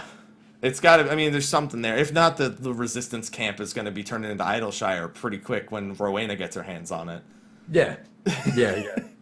What if Little Alamigo became a hub? Oh God, like we just turned Little Alamigo into this fucking massive fortress that makes no sense because it's too far. It's too far from. That's why a lot of people think that Ul'dah is on the border because Ul'dah is the only one involved, and Little Alamigo is. Well, the reason why most of the Alamegans are in Ul'dah now is because they can't enter the Shroud without getting the Green Wrath. Right. Pretty so much. That's the only reason that happens. Ul'dah is a long way from Alamigo. Yep, and and also considering that Rauban bought a seat on the Syndicate, yeah, they kind of like we can't welcome you all into the city, but like you can at least use our lands. Yeah, the Flames look after them. Yeah, pretty much. Whereas there's no way that the Gridanians are going to look after them. Not ancient, and that's good. And that's the thing. We just got done dealing with fucking Ishgard being fuckfaces for 1,000 years. Now we got to deal with how the hell do we convince Gridania to be a part of this for the next 2 patches. Because like that, we're gonna have to look at the Gridanians and be like, don't. Imagine it's just like you just walk up and be like, "Hey, so we're gonna go take back Alamigo." No. They'll be like, no, but they'll be like, all right, have fun, see ya. Yeah. It's gonna be like when we tried to enlist the Grand Company's help for friggin' the Steps of Faith. They're like, I think it's wow, that's very noble of you, and we're just like, we're just like, you wanna anything else you wanna say? Or... But again, we've got the Grand Company training thing, and people are in, the Gridanian Grand Company, so they're gonna have to make some kind of token effort. They're gonna be like, all right, yeah, fine, we'll give you a squadron, we'll give you 3. Yeah, well, 3. Well, no, 3 makes sense because that's a light party. We'll give you 3 of our Grand Company dudes. Go have fun. Yeah, there you go. All right, so I'd say that wraps up most of the main story. There weren't as many teasers at the end here, but they pretty much just said Nidhogg's Eye. They're gonna do something with it, and we're going to Alamigo. Like that's what I got out of it, pretty much. Yeah. So next we have, and that's just one piece of the story we're going over. Next we have the Shadows of Mach.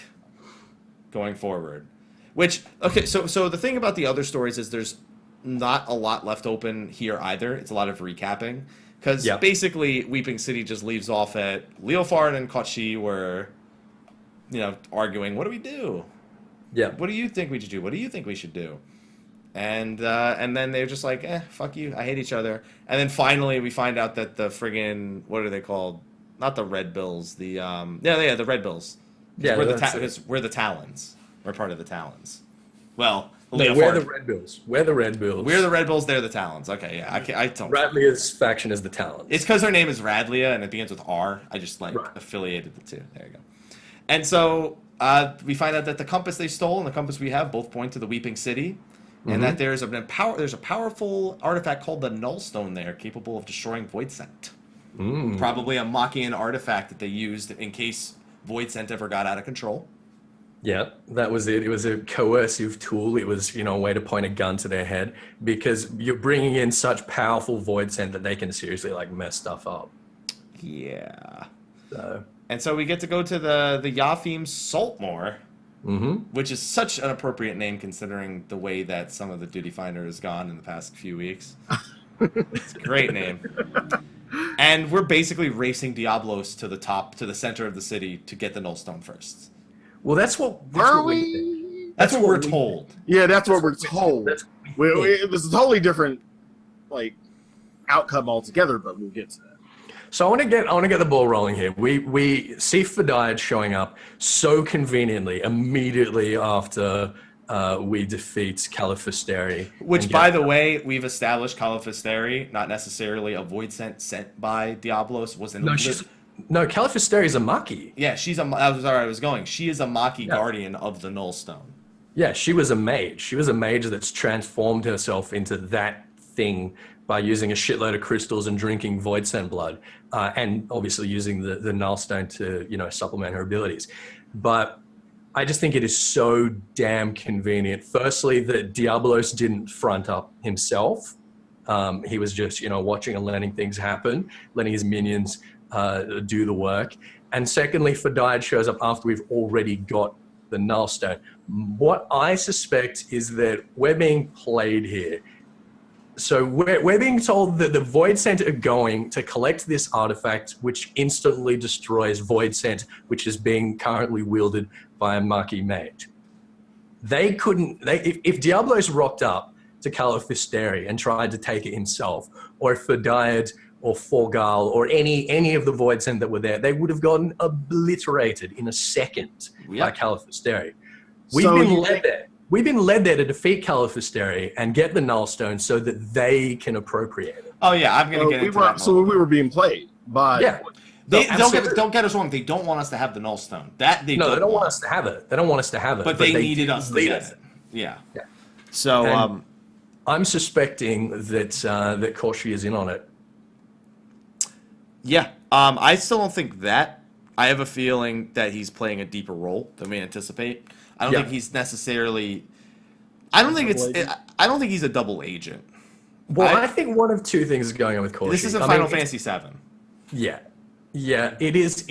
I think it's possible that he has been working for Skarthak all along, but I think it's more likely that he wants to use the Nullstone for himself. That he's a familiar. He's presumably a Void Scent familiar. He's been under the thumb. He's the little Void Scent that could.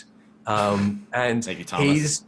And he's got the Nullstone now. He's got the power to coerce every other Void Scent. He's got the Void's equivalent of a Dragon Eye or the Tupsamadi in his possession, and I feel like he's probably going to use it. I mean, he is going to use it. That's the whole point of us taking it, is so he can learn to use it. Yeah, and I don't think that we should be necessarily trusting him with it. The thing that's concerning is he has an all too convenient reason for not actually destroying Fadiad or Fadiad. With it, he's like, I haven't figured out how to use it fully, and it doesn't even seem like Fadiad is that distraught by it. He's just like, oh well, I'm beat for now. He gets pretty fucked up. Yeah, and then his body comes back like 5 minutes later, so it's fine. Yeah. And Diablos as a bat is just chilling like, nah, no one's going to notice me. I'm a bat. There's bats all over the place. Whatever. Batting everywhere. There's a bat everywhere. So, yeah, but that's why I think that Diablos was obviously playing us. Because if he was serious about getting to the Nullstone before us, he wouldn't have trusted Forgal and Arachne Eve to do it. He would have fucking gotten involved himself, surely. I have to wonder if Arachne Eve is his, or if it's, or just because, I don't know, Arachne Eve seems like something that was almost native to that land. We can talk about Arachne Eve if you like. Arachne Eve is the most fascinating character that they've introduced this patch. Arachne Web is a crafting mat that we've been using for a long time to make I-110 Arachne sets. We also use it in the replica Allergan, High Allergan Dreadworm gear. Now, if you look at the item description for Arachne Web, it explicitly says that it comes from Arachne, who is a Allergan chimerical miscreation. So Arachne Eve here, if they're referring to the same person, and I think that they almost definitely are, what we have here is Arachne Eve has been made by the Allergans as part of their, synthetic void scent project. Has been, a little bit of human, a little bit of synthetic void scent. That either she's escaped from Mazasla or something has happened. I think she's either made her way to the Saltmoor and either made a pact or become subjugated by the Marquis when they've shown up. But she's something far more ancient than the Marquis. Yeah, which is why that's why when you lugged her in with Forgal, I was like, I don't know. Well, she says that she has to go warn Forgal. When we kill her, she says that she has to go warn Forgal. So that tells us that she is on Scarthic's side. However, how she became to be on Scarthic's side is... Man, Koji, you got some explaining to do. Yeah, Koji needs to do some explaining about Arachne Eve. The other thing I really like about Arachne Eve is the Eve in there, and the fact that we see immediately before we fight the first daughters and the FAM spiders, which again sort of implies that she might be, a native here, or at least she's been here, I think, a lot longer than the Marquis have. The implication seems to be that she has a similar relationship to Vilekin as Midgardsormr does to dragons, that she might actually be the mother of many or all of the spiders in Eorzea. So she's a big fucking deal. Complete side note, complete tangent there, but Arachne Eve's fucking awesome. All right, so when do we get a video on Arachne Eve? Soon. I'm surprised you didn't mention them in your Void Arc, in your Mach video. Yeah, I did. Probably because you probably would have. We'll do something for her soon. We'll do a Umbral Zone or something. There you go. Well, I'm glad that you explained that to us, because now Sly and I won't be blindsided by that come fucking Eorzea. So thank you. Oh shit! Damn it. We'll forget it. I'm not forgetting that. I'm not forgetting that. As soon as he said Arachne Eve is one of his favorite characters, I'm like, I am paying as close attention. I'm gonna rewatch this in 2 weeks before the show. Chat's totally got it. She's very much like Shelob, and I like to think of her as having a similar relationship with the Marquis as Shelob did with Sauron. Is that the Marquis have shown up and there's been this spider there, and they've been like, "Hey, we can reach some kind of agreement. You can guard our city. We can feed you, victims, prisoners, whatever." There's something really interesting going on there. Anyway, where are we going with Weeping City? We were going to talk about how Leofard is kind of making this almost personal. That he wants to stop Diabolos specifically because he wants the skies to remain free. And do you buy that? Nope, it has something to do with his dead lover or whatever. Because as soon as he says no one should be able to rule skies, it cuts away to her face and it's like, what happened to her? Tell me what happened to her. I want to know. And I think we're going to find that out within the next Void Arc storyline. We fucking better. That's all I got to say. I want to know more. Because Leofard's like that silent, cocky character that like people just like because he's kind of just cool and he's witty and he seems to have his own agenda kind of deal. Wait, so do you think that his dead wife or dead lover, whatever she is, has something to do with Diabolos? I think that he might have lost her due to that. I think he might have already known about the Ark and that she may have disappeared investigating it in some way. I can't wait to find out that woman became Scarthik in some way. That's what I was about to say. She's the manifestation of Scarthik. Yeah, it's like the Scarthik is using her body as a medium or some shit like that. Yeah, I mean, that's definitely possible. But Scarthik already has a body. Yeah, so Calfasteri had a body. Look what happened to her. Look what Calfasteri did with all that void scent energy and stuff like that. Or maybe she left him at some point and disappeared, and then I don't know. Over time, became this god tier friggin' void scent. Well, she's gonna play some sort of role. If we're not gonna find her alive, we're gonna find out she had something to do with like his vendetta against defending the skies from being free. Yeah, I hope so. I hope you're right. What's more interesting is this book that Radlia seems to have found. Radlia, my bad. I thought there was an extra I in there. I went through and corrected it every time you wrote it. Yeah, I know. I noticed that. I'm glad you took the time to go through the notes, and I still said it wrong. It seems more interesting to me that she found this book on what seems to be a Nimian island. Because she talks about an island. Hang on. Why do you think it's a Nimian island? It's floating in the sky. Yes. It's ruins. The you realize that the Sea of Clouds is hundreds of miles north. I know. Of Nim. So, where is the Yafim Solmor? Off Nim 100 Where's miles? the Yafim Solmor? The Yafim Solmor is directly northwest of Mordona. Mordona? Is that not to the north? No. Well, it's a long way to the north of Hildibrand, but it's to the south of. It's not far to the south of the Sea of Clouds. All I know is the Mach made a fucking flying arc out of Voidsent. I'm not ruling anything out when it comes to ruins in the Sea of Clouds. Yeah, I don't know. It's possible she got it from Nemean ruins. It's also like, I mean, is it possible that the Mach made some sort of, because there is a Mach book. It's undeniably a book of Machian origin. Yeah. Oh yeah, definitely. That's very explicit. That's where it came from. I don't know. Maybe it just fell out of the Void Arc. You know, maybe it was planted there. I don't know. I'm not going to assume that it's from a Nemean island, but it is possible. Yeah. It makes me want to explore. I say this, but then I don't want to do any more diadem. Makes me want to explore more of the Sea of Clouds. Yeah, I agree with that. And I thought that maybe we would have seen bits of before we met Ozma. I was thinking that maybe we would have seen bits of Nim. I was going to say, don't we got to talk about Ozma? Because is it not just me, or did he literally absorb like Nim? It looks like. Yes. And if you need any confirmation for that, the name of the zone inside of there. Well, the name of the zone inside of there is 12-fold. You see the symbol of Ocean everywhere in there. Yeah. Ocean being the patron deity of Nim. The architecture is exactly the same. What has happened is that they've mobilized Ozma as this super weapon after they've disabled most of the Nimian tactical geniuses with the Tonberry Plague. They've just floated Ozma into the middle city of Nim and just gone, yep, black hole, thank you very much. We'll take the center of your city. You're fucked now, you're donezo's. We're going to put this up in our gallery. They explicitly call it the gallery, where they. No, it's the glory hole. Well, yeah, there's the glory hole, which means vanity. Hole. Yeah, the glory hole. Yeah, the interdimensional glory hole. So they can do two things. They can go and stick their dongs into the remnants of Nim and go, fucking your city all over again. Tell me you gift that happy, please. And secondly, the whole place is called the gallery. They can literally go and circle jerk over this city that they destroyed. It's horrible.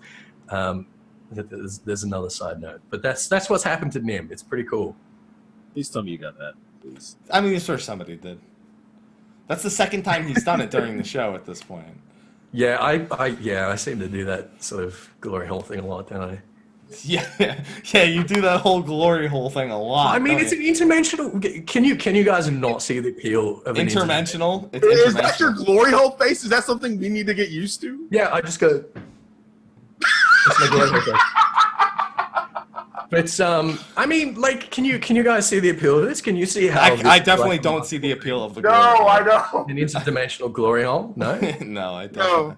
I really? definitely don't see the appeal of the glory hole. I definitely don't. Well, okay. Yeah, that's interesting. Fucking prudes. So another interesting thing that we know. So we have this book. It describes the Nullstone. It comes from some ancient Mach mage who Kachi almost seems to be curious if it's the same mage who kind of turned him into a familiar, because he asks for a name. He's like, "What was the name?" And then I wonder if Diablos... Okay, so Diablos just appears outside of the city at that point. He's just like, all right, shit, they have the Nullstone. And that's the thing, he seems distraught that they have it. He's not just like, okay, everything's going according to plan. He's like, the Nullstone has fallen into... Like, probably thinking, oh god, Ferdiad was supposed to get it back before they figured out how it worked. Yeah. He wasn't still like, we can work with this. You know, he wasn't too pissed. He was he was like this, and Ferdiad was just like, I'm really, really sorry. It wasn't supposed to happen. I promise I'll make it up to you, Bae.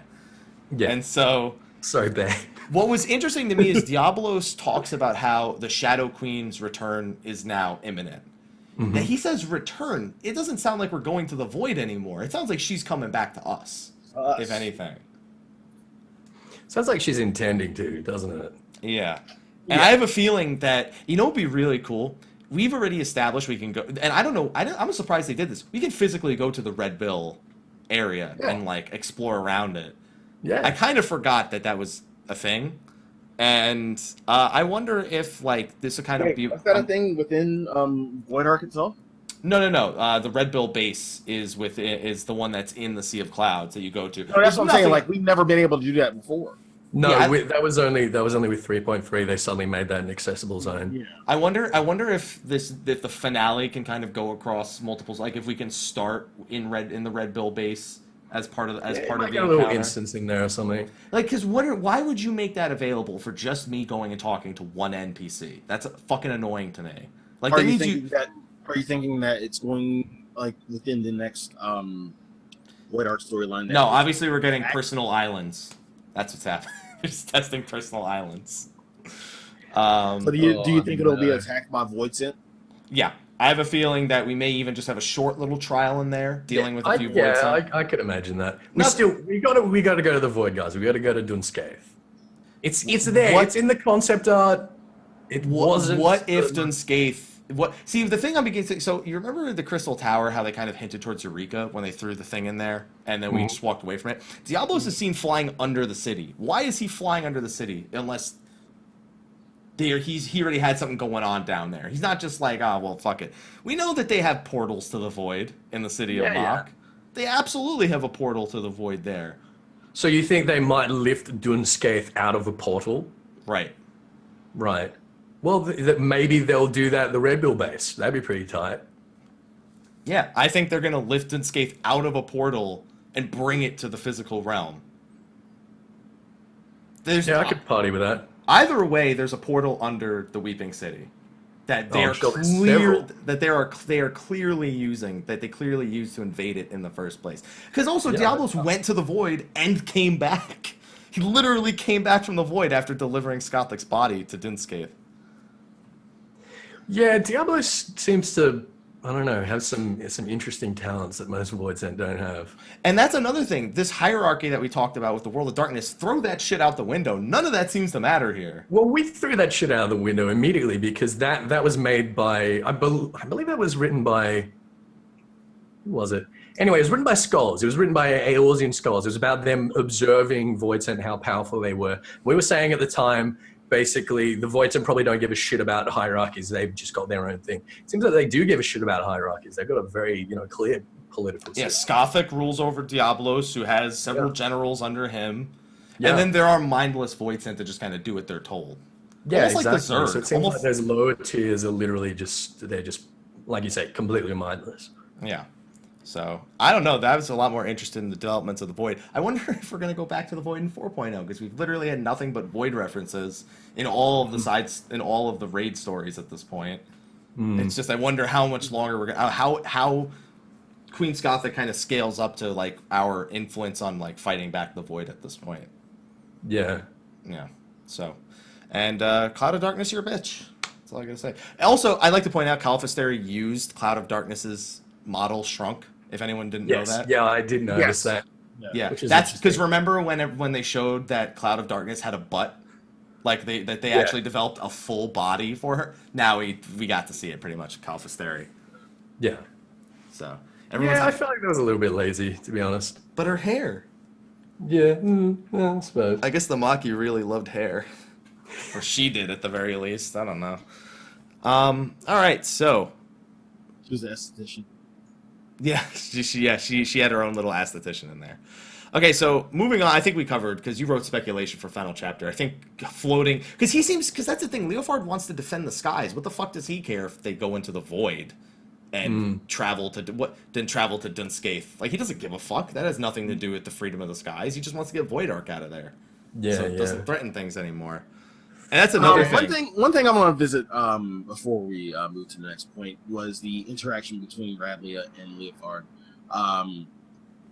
albeit the one with Perdiad. Do you really think, like, Leofard meant what he said, that he didn't give a shit about Radlia? He calls it a bluff. He said it was a bluff. Yeah, but he probably... Do you really believe... If she had died, I'm hard-pressed to believe he would have been that torn up about it, but it was ultimately a bluff. He tells Kachi, is like, I'm glad that you acted on my bluff so quickly, pretty much. Like, he was impressed that Kachi managed to figure it out immediately, that was to buy time. Yeah, there's no way he was going to give the Null Stone to Fedaya. Yeah, because that goes against and his giving of the Nullstone, who uses it, again, has nothing to do with his allegiances. He just knows that they're Ferdiad, part of the Void Ark, threatening the skies. He wants nothing to do with them. It might be small, but I think there's more between Radley and... Oh, yeah, they want to fuck. Yeah, there's a bit of tension. I don't think he sees his former lover in Radlia, but there's something there. Yeah. I think that was obvious from the first chapter. There's a little bit of tension there. Yeah. A little bit of there's sexual a lot of tension tension there. It's just that, like, you're not letting it on as much as we want to see it. Right. Radley, of course, is not Leofard's old lover. Like, no, she's not dyed blonde. Yeah. I mean, I don't think he'll even see his old lover in Radley, but I think something will happen. He just wants. I think he just ultimately wants everyone to just he wants competition, almost as a sense. Like he wants the skies to be free, but at the same time, he wants he doesn't want to be alone at the top kind of deal. Mm-hmm. So he wants people to feel like they can just come to the skies as a means of creating a new life, almost. Yeah, it's a place to be free, and he respects anyone who kind of dreams for that, and he wants them to continue to dream for it. So Radley doesn't have crew. Radley doesn't have shit. She doesn't have. Yeah. She doesn't know lore. Anything. She's gonna come back and help us. I don't. She's not done yet. Yeah. Well, the thing is, she was given the choice to hang around there at the Red Bill nest. She hasn't. She's fucked off. I reckon what is likely going to happen is that the Red Bills are going to get smacked, and it's going to be her that sort of brings us back in and helps us and takes us there, and she's going to come in and try and rescue them. Yeah, she's not done with it. We're not done with her yet. No. Do we think she's gonna die? any character that comes up, we have to ask if they're gonna die. Yeah, she's gonna die. Yeah, she did have those 2 guys who survived, but 3 people doesn't make a crew. That's 3's company at best. Well, I mean that's enough to go and take back Alamigo. Yeah, clearly enough. Okay, so wrapping up on the Shadows of Mach, which, by the way, the Mach are they're worse than Allagans at this point. Just the shit that they do is they're definitely a contender for shittest. And the fact that they're Lalafels gives several points. I actually have something to say about Lalafels later, because something funny happens in the Hildibrand questline if you're a Lalafell. I don't know if you guys know that. There's text that you only get if you're a Lalafell. No. Yeah. I got it, and it was pretty funny. So Warring Triad's next. Another one of those 15-minute quests that I didn't like. Not that I didn't like this, but I don't like when it's just oh, here's 10 minutes of shit, and then you're done. Goodbye. That's pretty much what it was. So it's 15 minutes of setup. It's 15 minutes of I'll see you next patch. Yeah. So TLDR, Unokalhai takes down the ward that they put up to prevent the Garleans from getting to the Triad control in order to stage a situation in which the Warrior of Light would need to kill Regula Van Hydrus. Yeah. In an attempt to remove them as a threat from Eorzea as people who looking to control the power of primals. Yeah. He gets away, and the scene where we thought he was maybe holding a piece of the Warring Triad's power is just a flashbang. Just would like to point that out that was disappointing. We're oh, look at that. He's holding this glowing sphere. No, it's literally just a flashbang. It was a fucking flashbang at the end of all that. And then we get to find out a little bit more about Unokalhai, which is the most important thing. Find out a lot more about Unokalhai. Jesus. Yeah. So we find out Unokalhai is from another world. One that was consumed. He says that he's a master's from another world. He doesn't explicitly say that he's from another world. Well, we're gonna go with his master's from another world. He knows his master. He met him somehow. Yeah. And he seems and the thing is, to me, he seems personally distraught with he seems so personally invested in this. I feel like he has to have actually experienced what happened to the other world. Otherwise he wouldn't be as vested in it as he is. Well, he has the echo. Yeah. Now I can think of an instance where someone who hasn't personally experienced something Isael. Incredibly invested in. So I'll tell you what I'm thinking. I don't think he's from this other world. I think he's from Eorzea, but his master's from this other world. He's had an echo experience with this master, and he's become towards this master what Yuzael sort of saw herself as in relation to Horace Velga. That's what I think. So you're thinking we're getting another quote-unquote false god in the making?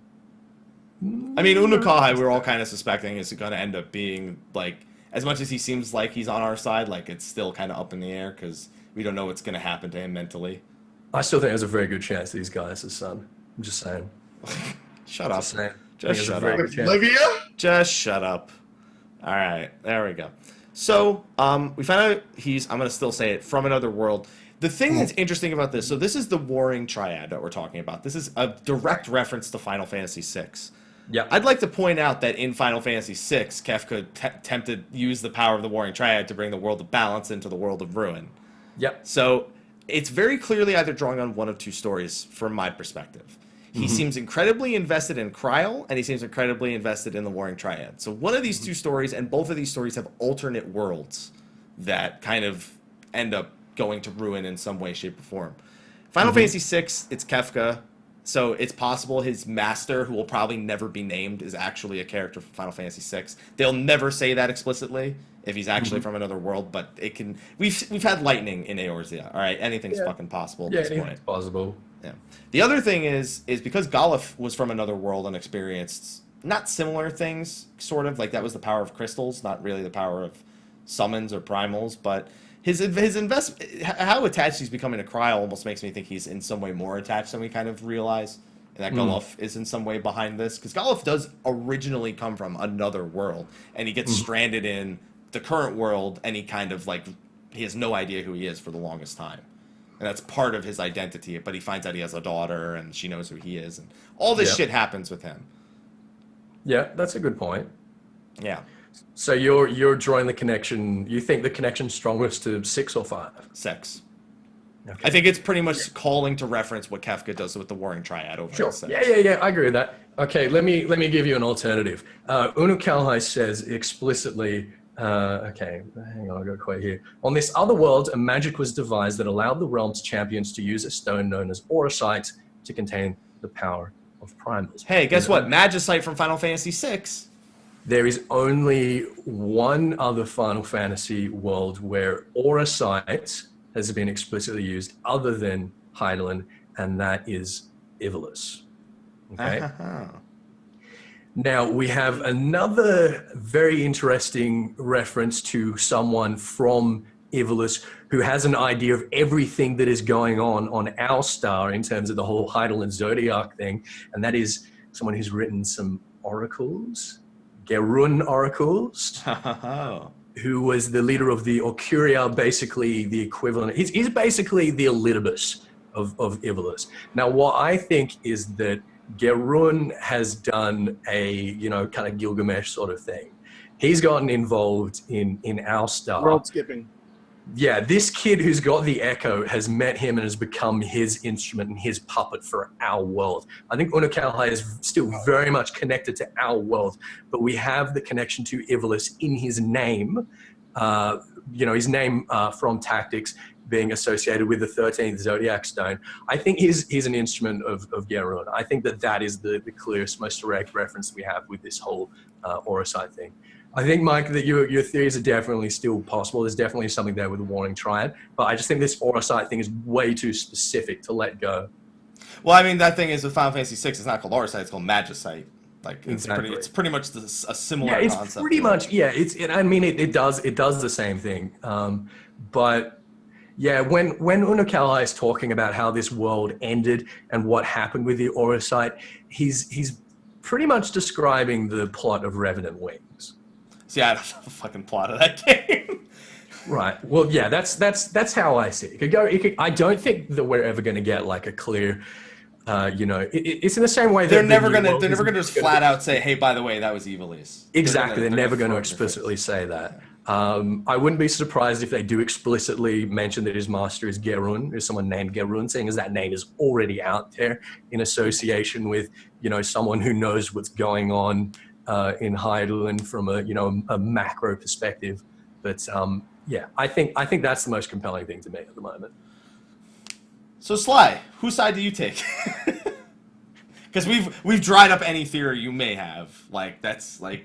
Oh well, really. The theory that are we still like? So the theory that he might be Elidibus still. Well, that kind of plays on because Unukalhai and Elidibus have that relation in in Ivalice. How could Elidibus leave a part of himself? I mean, we've seen the echo. Yeah, through the echo, and that's what I was about to say. We've seen it through the echo, and I'm looking at him right now, like in game, zoomed in. Yeah, all right. And are you getting anything from it? Come on. Yeah, like I just don't see anything else. Like I just in my mind, like I see Elidibus. Okay.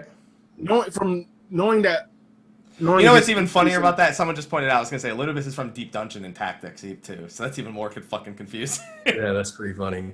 Well, look, Elidibus doesn't want the world to be destroyed. He wants Zodiark to come back. Yeah, he doesn't want the world to be destroyed. He wants this dimensional collapse. He wants the rejoining to complete. But maybe he could see the Warring Triad as actually being a realistic threat to destroying the entire fucking star. I dwelled in the land. Might be something like that. Racked by unending conflict. Run that by me again. Yes, use your words. I dwelled in the land racked by unending conflict. Yes. Okay. Where are you going with this? Use your words. I'm trying to get there. Which one? Like when he says that, I'm like, which one? But that could be any. That could be anywhere. That could be anywhere on Highland. That could be anywhere in any other Final Fantasy. Because here's the thing: when they say world, they can mean from fucking Mericidia for all we care. Yeah, exactly. So that tells us absolutely nothing, as far as I'm concerned. But I still don't think that he's a part of this world. He's not. Okay. The 3 triads were a part of this war. That's why they're the Warring Triad. No, a part of this world. Oh, world. Okay. Yeah. Okay.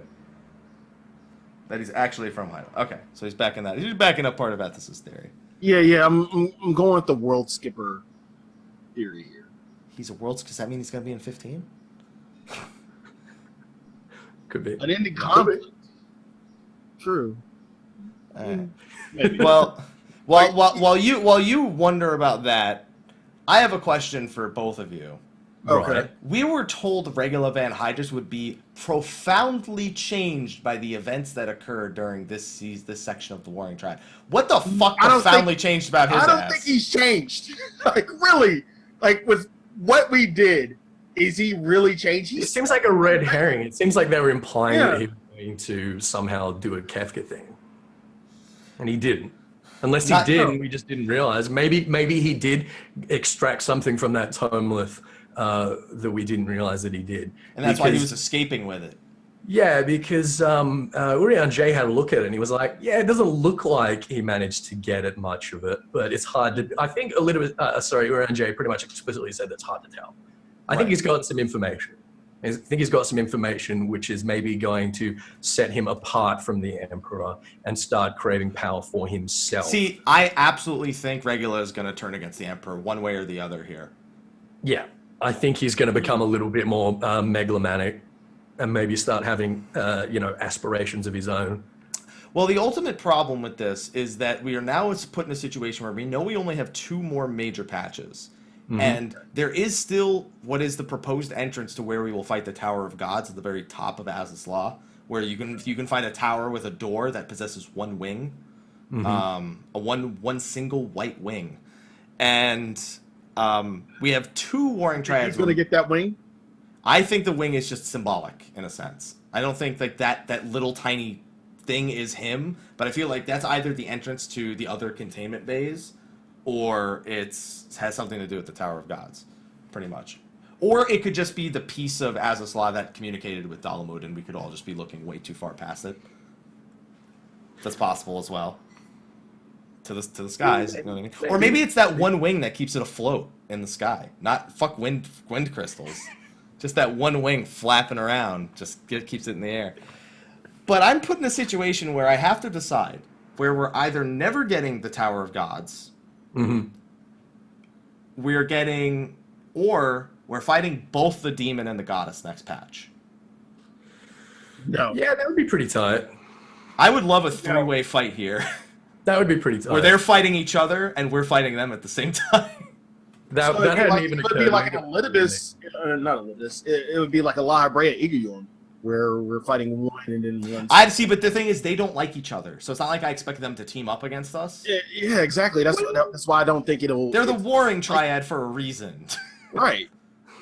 Yeah, but Sephiroth wasn't fighting against them. The whole deal with Sephiroth is he was fighting against the Allergans in Mericidia. We haven't had any explicit confirmation that they were warring against each other. I'm just there were taking it just from 6. three things that were the thing warring is, in Final against Fantasy others. 6, they warred against each other, and eventually they said, we need to stop They fucking came to an fighting. agreement. Yeah, they came to an agreement. they That came hasn't to- happened here. They've been fighting against Alleg, and Alleg has imprisoned all 3 of them and put them up there as like trophies. I don't think it's ever made explicit anywhere that they have any beef against each other. So is it outside the realm of possibility that we get one on our side? But one of them teams up with us. I don't know. The thing is, despite I being don't called think we get into that. ultimately, it's the fiend, the demon, and the goddess, and ultimately Mm-hmm. none of them, despite the terms fiend and demon being kind of considered as evil, they're not evil. They're not beings that are pure evil. But you have to also consider the fact that we know what happens to a primal when it's trapped for 5,000 years, and what happens when it gets free. Right. So to think that they could have any sort of reason with us is just beyond me.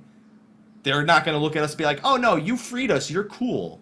Like, they're going to be like, who the fuck? They're going to give us that look Sephiroth gave us where he's like, who the fuck are you? I don't care, I'm mad. But even if they were cool with us, we've still got a responsibility to destroy them. Yeah, having primals in any form for any reason, no matter whose side on, you know. But Shiva Then we was think on our it's not side. Yeah, but Shiva wasn't a primal for most of the time. She was on our side, and when she did become a primal, we weren't cool with that. Yeah, and then she. We're like, you can't keep doing that. That's not good for the planet. That's using a shitload of ether. Stop. Stop. Stop. So I'm beginning to think the trial of 3.4 is they're going to explicitly call it like containment based something else, and we're probably going to fight both the demon and the who are considered complete Yeah, that'd be pretty opposites. tight. They're kind of That'd be considered pretty tight. opposites of each other. Yeah. Yeah, that would be a very interesting fight. Yeah, and considering that Yoshi P says he wants to, after sort of the response to the more recent content, especially like the Aquapolis, he wants to make things a bit more dynamic when it comes to dungeons and trials and whatnot. Yeah, mix them up Where a bit. you kind of don't know the outcome. It'd be kind of cool if like the fight changes depending on, you know, which one of the two kind of comes into the play. And it also it just make for a far cooler. And we never fought 2 primals at once. It's never happened before. No. Unless you want to consider Thornton and the 12 as 2. But they're all kind of one. All I they're can kind see of is like one 2 LBs going mix. off at once. That's You see two LBs going off at once. Yes. Oh man, I mean, this hadn't even occurred to me 5 minutes ago, and now I'm so fucking excited for it. That would be a lot that Now you happens. got me on board of this shit. I'm like, Now you're bored of it's not gonna happen. 3.3 and you're like, fuck it. No. No. Oh, goddamn. Alright. I just think that ultimately Regula either he got nothing and his failure is going to, you know, kind of make the Emperor, because the Emperor does not tolerate failure in any respect. He already failed an etherochemical the first time. He's now failed a second time where the door was literally put open for him, even if it was a trap. He's not happy. The Emperor can't be he's not happy. going to be able to go back to the Emperor empty-handed. Yeah, so he either got something when he left, or he's going to go back empty, and he's going to literally be kind of cast aside and have to go after this power on his own. Mm-hmm. And then that's going to spark him to kind of... The thing that profoundly changed him was just his success within the aetherochemical research facility. Mm-hmm. So Okay. I think we have a lot to go on here. And just... Anything else about the Warring Triad, Sly? Yeah, we've just been... Me and Ethys been talking, you know... Yeah. We've just been nerding out over here. Yeah, pretty much. And we still have 2 more stories to talk about, too. One is man. What happened? All right. I said one is man. We can kind of skip. No, we don't need to skip Hildibrand. That's not even the one we're doing next. That's not. I know. We're well. I can't really speak on it because I haven't completed it. You're the only one. Oh, of both of us. What is that? That only I've completed that you guys haven't. Fucking animal quest. That fucking Anima weapon. I got it. Fucking I got it Anima. 3 hours ago. 3 hours. Congratulations. What do you want a fucking medal? Congratulations. Honestly, the weapon looks like shit from Monk. It's literally a can opener. Dude, have you seen? Oh my god, the Dragoon one. Oh, the green one with the face is kind of weird though. You know. What do you mean the face is weird? You know it's David Bowie's face, right? Are we go back? David Bowie's face. Do we go back to the anti-tower? I don't know, dude, but that's fucking David Bowie's face through and through. All right. Well, if you say so. Our weapon is Iggy Stardust. Yeah, our weapon is a cocaine addict, is what I've learned about this process. Well, big David Bowie. So there's a few interesting points. So Ardashir goes to Ulan in Idleshire. He kind of has a thing for him. How you doing? Yeah, a little bit. And that was really funny. I know. The more interesting thing is that Ulan and their assistant are specifically working on the growth of carbuncles using different stones. You can see they have an enormous diamond carbuncle with them. Oh, this was so good. I love that we're talking more about carbuncles and how they work. Yes. I'm so excited about that. So that is literally what they're all about. Like, that is their entire research is dedicated. And all you're trying to do here with the Anima weapon is replicate the process with the Anima itself. The same exact process that they use to enhance and grow the carbuncles. Right. Well, the thing with the carbuncle, right, is that we're producing it from a certain stone, and a certain stone has its own, I guess, ethereal blueprint. You know, like emerald carbuncle, right? It's mostly wind aspected, right? Right. Is that right? Yeah. Yeah. So we know from that a wind emerald is sort of leaning towards the wind spectrum. Right. But you can make more complicated carbuncles out of things like diamonds and obsidian, as we saw Alpha Nose done, that have more complicated blueprints. So what she's basically doing, it seems, is designing blueprints for carbuncles and saying we use a little bit of this, a little bit of that, a little bit of this, a little bit of that, and create our own. Glamour system for 3.4. Ulan would like to speak with you. Yeah, exactly. So she's basically an expert in identifying blueprints of carbuncles. And what our Anima is basically a very, very complicated, more intelligent, more sentient version of a carbuncle soul. Yeah. And so she's identifying that, and she's working out the stuff that it's made of and what we have to feed it with and supplement it to grow, in its particular area without leaning so far to one way or another that it ends up becoming unstable and over aspect, destroying itself. Yeah. Right. And so in that process, we have to give it a lot of sand. Yeah. Now, what's funny about this quest, you'll notice that when you go through the bar, it's broken up into sixths. Mm-hmm. So you have every 40 points, it basically reaches just past the line. And those lines don't typically have any influence, but the farther your Anima gets, the more obsessed it becomes with reaching its full potential. It starts going, are you pleased with my progress, or can we go back to the lady to get more sands, please? Or it's a crack addict. Yeah.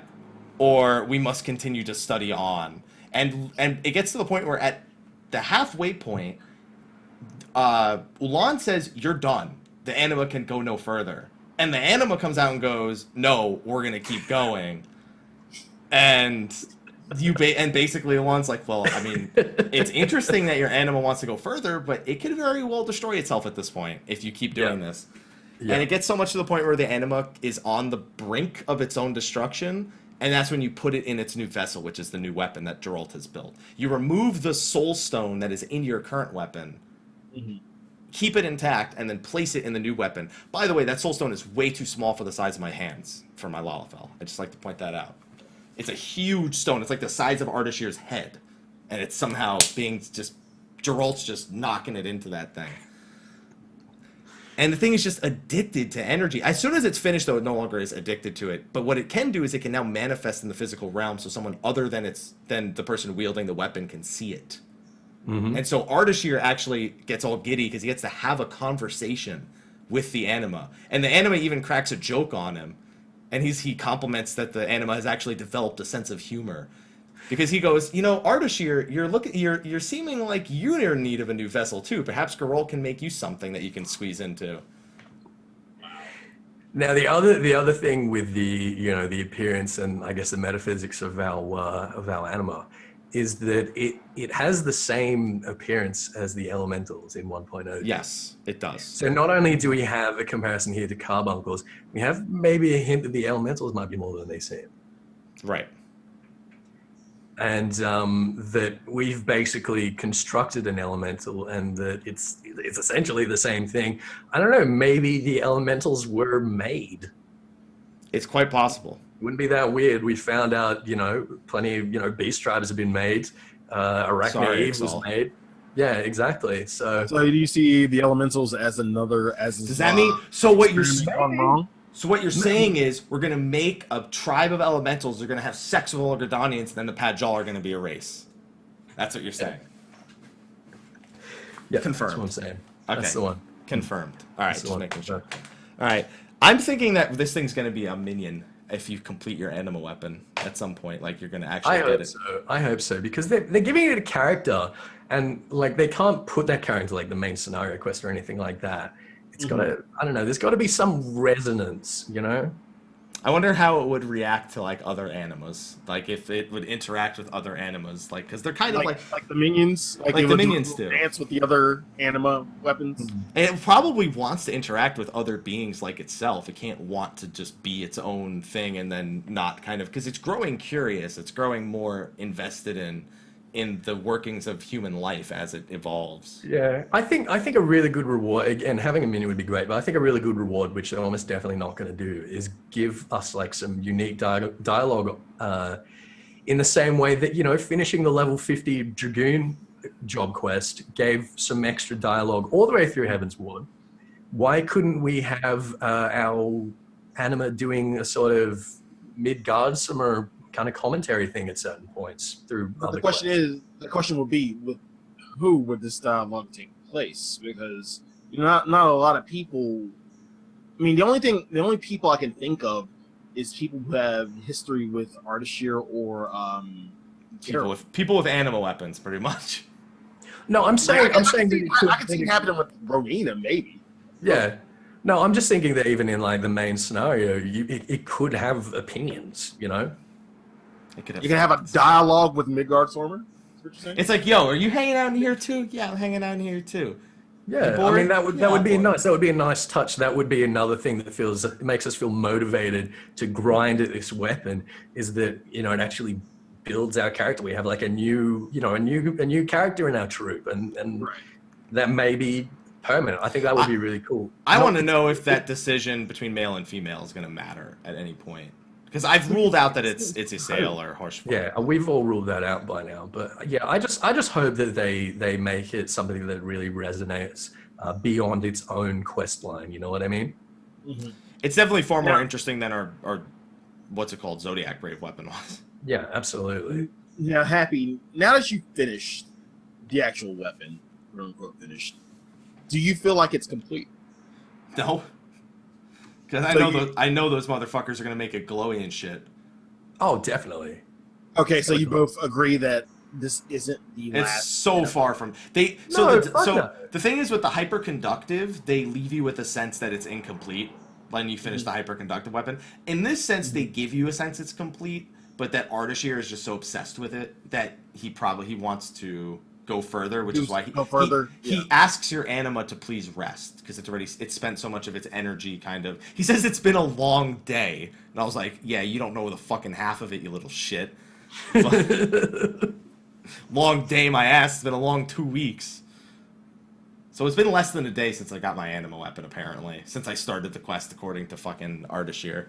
It's been less than a day. How many hunts and shit have you done within that? Quote unquote? I don't know how many aethorochemical. I did at least 15 aethorochemicals today, on top of my roulettes in order to finish it. Because I was 7 umbrites from finishing it today. I was 22 points actually, but I needed 1+1 to guarantee that it was done in 7 umbrites. That's all I got in the last 7 was a single +1. So lucky me. But regardless, yeah, the anima quest is far more interesting. I just want that thing as a minion at the end. I think that's another reward there's obviously another title other than the Numenon. It'd be so easy to do. Like they've already got the assets. They've already got a model. Yeah, it's just make it. And they've even got a summoning and desummoning animation. Yeah, just do it. And the last story I have written down for the show tonight, and it's the last story it's the last story I have written down because I did not write shit about the Moogles on these notes, is Hildibrand. Now, as short as 3.2's Hildibrand, far more entertaining than 3.2's Hildibrand. It wasn't that short. People were saying, "Oh, it was only 20 minutes." It was 45 minutes. It was not 45 minutes. It was I did it. 45. I did it last night. It was not even close to 45. You must have so much dialogue. I know. I read it. Actually, I didn't. No. You can't even skip half of it because it's a fucking slow motion scene with with a fucking clothesline at the end of it. Well, I recorded it and edited it down, and I've got it at 45. It sounds like you run between NPCs real slow. Is what it sounds like to me. All right, that may be true. A lot of it was just back and forth. Yeah. But we do learn quite a bit about Gigi in this case. And also, Gigi, I feel bad for this fucking man at this point. Just everything this man is going through. But this was an infinitely more entertaining. Is it a man or is it a she? Yeah, it's a little girl. Anyway, so just the dialogue here is just so much more entertaining than 3.2, where it was kind of just trying to bring Hildibrand back. Whereas this was more like Hildibrand back to his original antics. Yeah. And it felt a lot more appropriate. Like, if I'm going to get quests this short, this effort's acceptable. I'm still kind of leaning on the side where I'd like to see more effort. A little bit forced. Really? Hildibrand is forced in its entirety. Yeah, exactly. Like, Hildibrand exists in its own universe. It doesn't have the same sort of, logic. But I feel like they were trying really hard to bring Hildibrand back to what he was. And it just came off as forced. That GIF is beautiful, by the way. Whoops. I'm going to look at that in a minute. Yeah, it's not the shaking of the hands one, but it's beautiful all the same. Oh, man. Okay, so I'm still not a fan of the length. I would still love to see more work put in, especially because Beast Tribes, they already commented there's no more Beast Tribes for Heaven's Ward unless they do like an allied Beast Tribe, and that's the only thing, and there's only 2 more patches really left. But do you really think that within these 2 patches we're going to get the Hildibrand content that we want to? Because no, I don't. Yeah, Julian trial. Yeah, Julian, like maybe a Julian fight, maybe. Trial. That would be so good. Maybe. I don't think we could win that. Julian Savage. I don't think we could win. If we got a trial against her, it'd probably be one where she's just chasing us with the pan and we're running away from her, trying to not get one shot the entire time. There's no way we could beat Julian. So no. Are we considering the pan as a new Dark Knight weapon?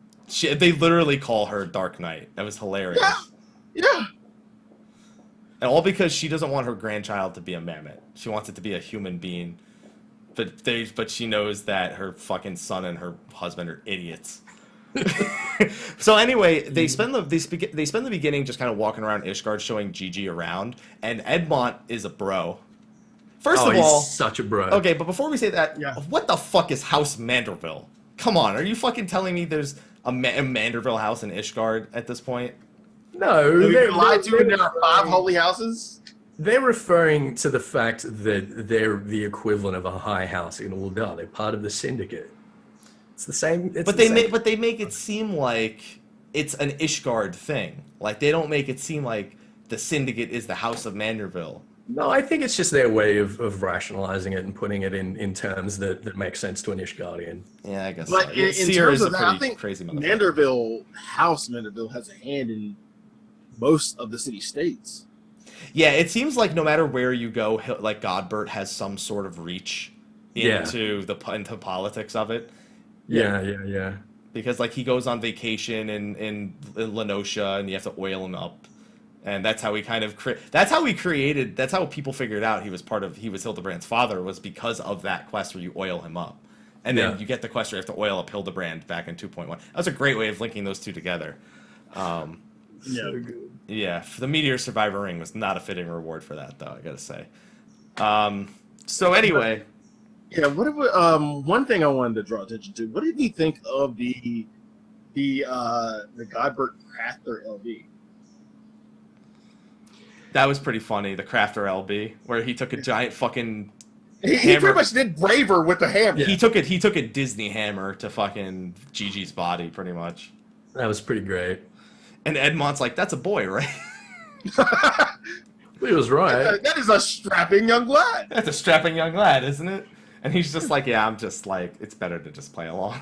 What do you guys think that Gigi is? He's Whatever. Where is he from? Wherever those 3 creepers on the fucking cliff are from. But he seems to be using time magic, right? Yeah. Which Looking at the effects, it seems that it's time magic. Tell me. Don't tell me. Now, where have we seen mammoths other than Uldar? We saw mammoths in the Anti-Tower. Now, time magic is something that you'd associate more with the Charlanes than anything else, wouldn't you? Yeah. Although we've seen it in Alexander, and that doesn't seem to be Charlane. Alexander. Well, I mean, unless the Charlanes created that bubble as a means of containing Alexander. Yeah. So yeah, I don't know. I think he might be Charlane. Someone made a comment. I was thinking like maybe it's from an old dynasty of Uldar, given the whole Black Mage thing. Are you really about the whole Charlane connection? I think that's the most likely at the moment. Are you really thinking Time Mage? Yeah, he's a time mage. He absolutely is a time mage. He literally restores objects to a previous time frame with his magic. Time mage confirmed. And the animation that he does, it's like a clock face. It is. It's literally a clock face. It is a clock turning face. back. And it makes a ticking noise. It goes tick, tick, tick, tick, tick, tick. He's a time mage. I mean, he's either an astrologian or a Charlane. Like, he's one of the two things, pretty much. Yeah. Because astrologians but astrologians don't turn back time. They just kind of extend things. They read the stars. Yeah. They bend time. They don't Right. stop it or anyway. Although originally they wanted celestial, celestial. What is it? A collective unconscious to actually stop time, or they wanted the LB3 originally to stop time. Yeah. Yeah. But they didn't. They didn't. Because They couldn't. Because time mage confirmed. No, shut up. It's gonna happen. Shut your whore mouth. What are you gonna say? What are you gonna say, Sly? He's just pissed off about time mage. What's wrong with it?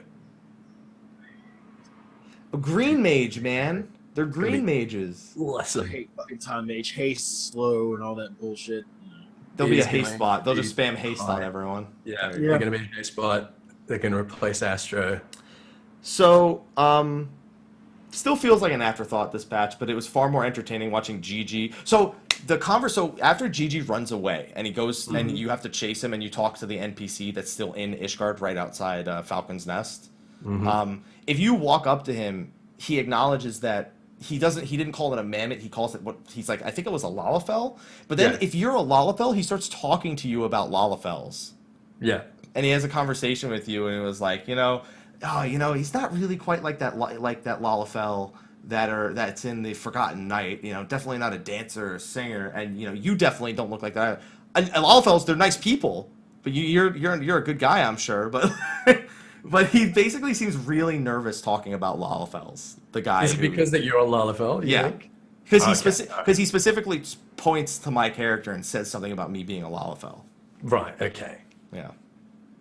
So, unless I misinterpreted that, but it seems like he just got into a whole tirade about Lalafells and then Start digging himself a hole. Yeah, literally, he's just like, I like them. They're great. It's like, have you seen that skit from fucking Family Guy where it's Back to the Future and you find out that that the doc has a problem with Marty's daughter. Doc is racist, pretty much. Yeah, Doc is racist. He's like, no, I think it's great. Peanut butter was invented by a black man. He just starts throwing out random facts. Yeah, it's definitely one of those. Oh, that's so good. Yeah. And GG with a Rogadin's body is probably the scariest thing I've ever seen in my life. I was in tears. That fucking clothesline from hell. Laughed. So I have the fact, the clothesline and the fact that they do the zoom on Hildy's face and he's still like so fucking happy. He's like, oh man. I just completely lost it. I've never laughed so hard at this game. Yeah, and the fact that they did that. I almost wanted to play the John Cena right there in that moment. And his name is John Cena. Oh my god. And I like how Godbert follows his trend of it being fixed, but him going the next step. Because that's what he did with the pot back in A Realm Reborn, and then he goes and he turns him into a fucking rook. Yes. Okay, so the one thing that we got to talk about, the people who are watching GG, the number one theory going around is that there were 3 of them. It is the 3 Black Waltz. That it is the group known as the Black Waltz. Even if they are Ishgardian knights, they follow the same. They probably are a representation of the Black Waltz. Okay, can you extrapolate on that? Explain to people what the Black Waltz is. So in Final Fantasy IX, Vivi, who Gigi is based off of, was he just kind of is a thing. He doesn't know what he is. He just kind of lives and he just acts like a person. He's asexual, isn't he? Yeah, he's a creation. He's created as a weapon of war. The thing is, he's kind of different from the rest of them, and so the Alexandrian Empire creates black mages that look pretty much exactly like him, with the sole purpose of acting as weapons of war, soulless weapons of war, so they don't actually lose any soldiers in any way, shape, or form. The three leading commanders are known as Black Waltz 1, 2, and 3, and they come to collect Vivi pretty much at some point or another, or to collect Zidane or the princess, whatever they're after, and they eventually go crazy with power. And they just you gotta beat their ass pretty much. It's Kuja that creates black mages because he brings that magic over from the other continent. Do you foresee a Black Waltz trial? That's what some people are guessing, that that may be the Hildibrand trial we see is against the Black Waltz. That's a very Charlene thing to do. If you've played through the Astro job quest and the fact that they're not okay with this sort of Astro knowledge falling into hands, and they travel to Ishgard to sort of reappropriate it. So yeah, I think that's likely. I think that's probably the most likely scenario, is that we've got a Charlene Black Waltz here coming to collect their missing Gigi. They're missing Gigi. Now, if you remember about the Black Waltz, they had a fixed kind of elements. One was fire, one was thunder, and one was ice. So, are we saying that Gigi is the fourth? You have to say that again. Are we saying that Gigi is the fourth Black Waltz? No, he's a creation under them. Probably something that they created, or their. I mean, it's just a theory I'm throwing out here. Yeah, I mean, as stated, Vivi's a prototype in Final Fantasy IX. It's very possible that Gigi is also a prototype. Yeah. Right. Mm-hmm. So, and the fact that he's got the same models as the little black mage dudes in the anti-tower, I think really does collaborate on that. Yeah, he's undoubtedly I think at this point it's pretty certain he's of some sort of Charlene history. Okay. Which is cool, because that kind of, and then of course we have Julian, who just scariest thing, we talked about it before, but basically they're talking about how Godbert's so proud to be a grandfather now. Because throughout all of this, we kind of skipped over it. Hildibrand and Nashu keep calling Gigi their son and or daughter, depending on which one of the two you ask. We kind of glanced over that, but that's one of the key themes here, is that Hildibrand is like, I'm a dad. Yeah. And he kind of gives Gigi the sense that it doesn't matter that he knows Gigi's a machine, but he doesn't care. Mm-hmm. It's not like he's ever thought he wasn't a machine, he just doesn't care. He's like, you're Manderville, no matter what. You're fucking Manderville at this point. You can be Manderville Machine. Manderville Mammoth. There you go. And so Julian's not having it. She wants a real grandson or grandkid. That isn't a so man. bad that she hulks out and goes Dark Knight on everybody.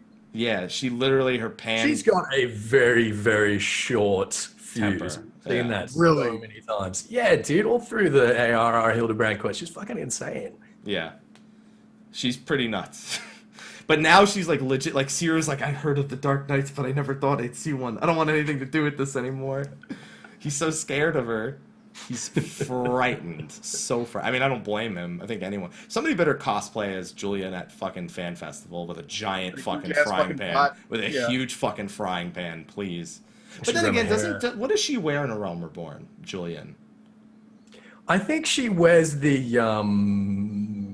sort of classic like Ul'dan merchant gear. I can't remember. I'll have to take a look back because she wears Ishgardian cloak or coat for the snow, like the same one that Minfilia had. The Highlands coat. Yeah, the Highlands coat. So I mean, it's still, she's Chi-Chi. There you go. She's the Chi-Chi of this. Basically. And now we left off with Hildibrand and God. See, this is what I don't like about the new Hildibrand quest. They pretty much leave it at like somebody's watching them and then they just show the characters. They used to like have this teaser for the next patch kind of at the end, and now they just show all the characters that showed up. They even showed the dude who was selling the pot for $100 million.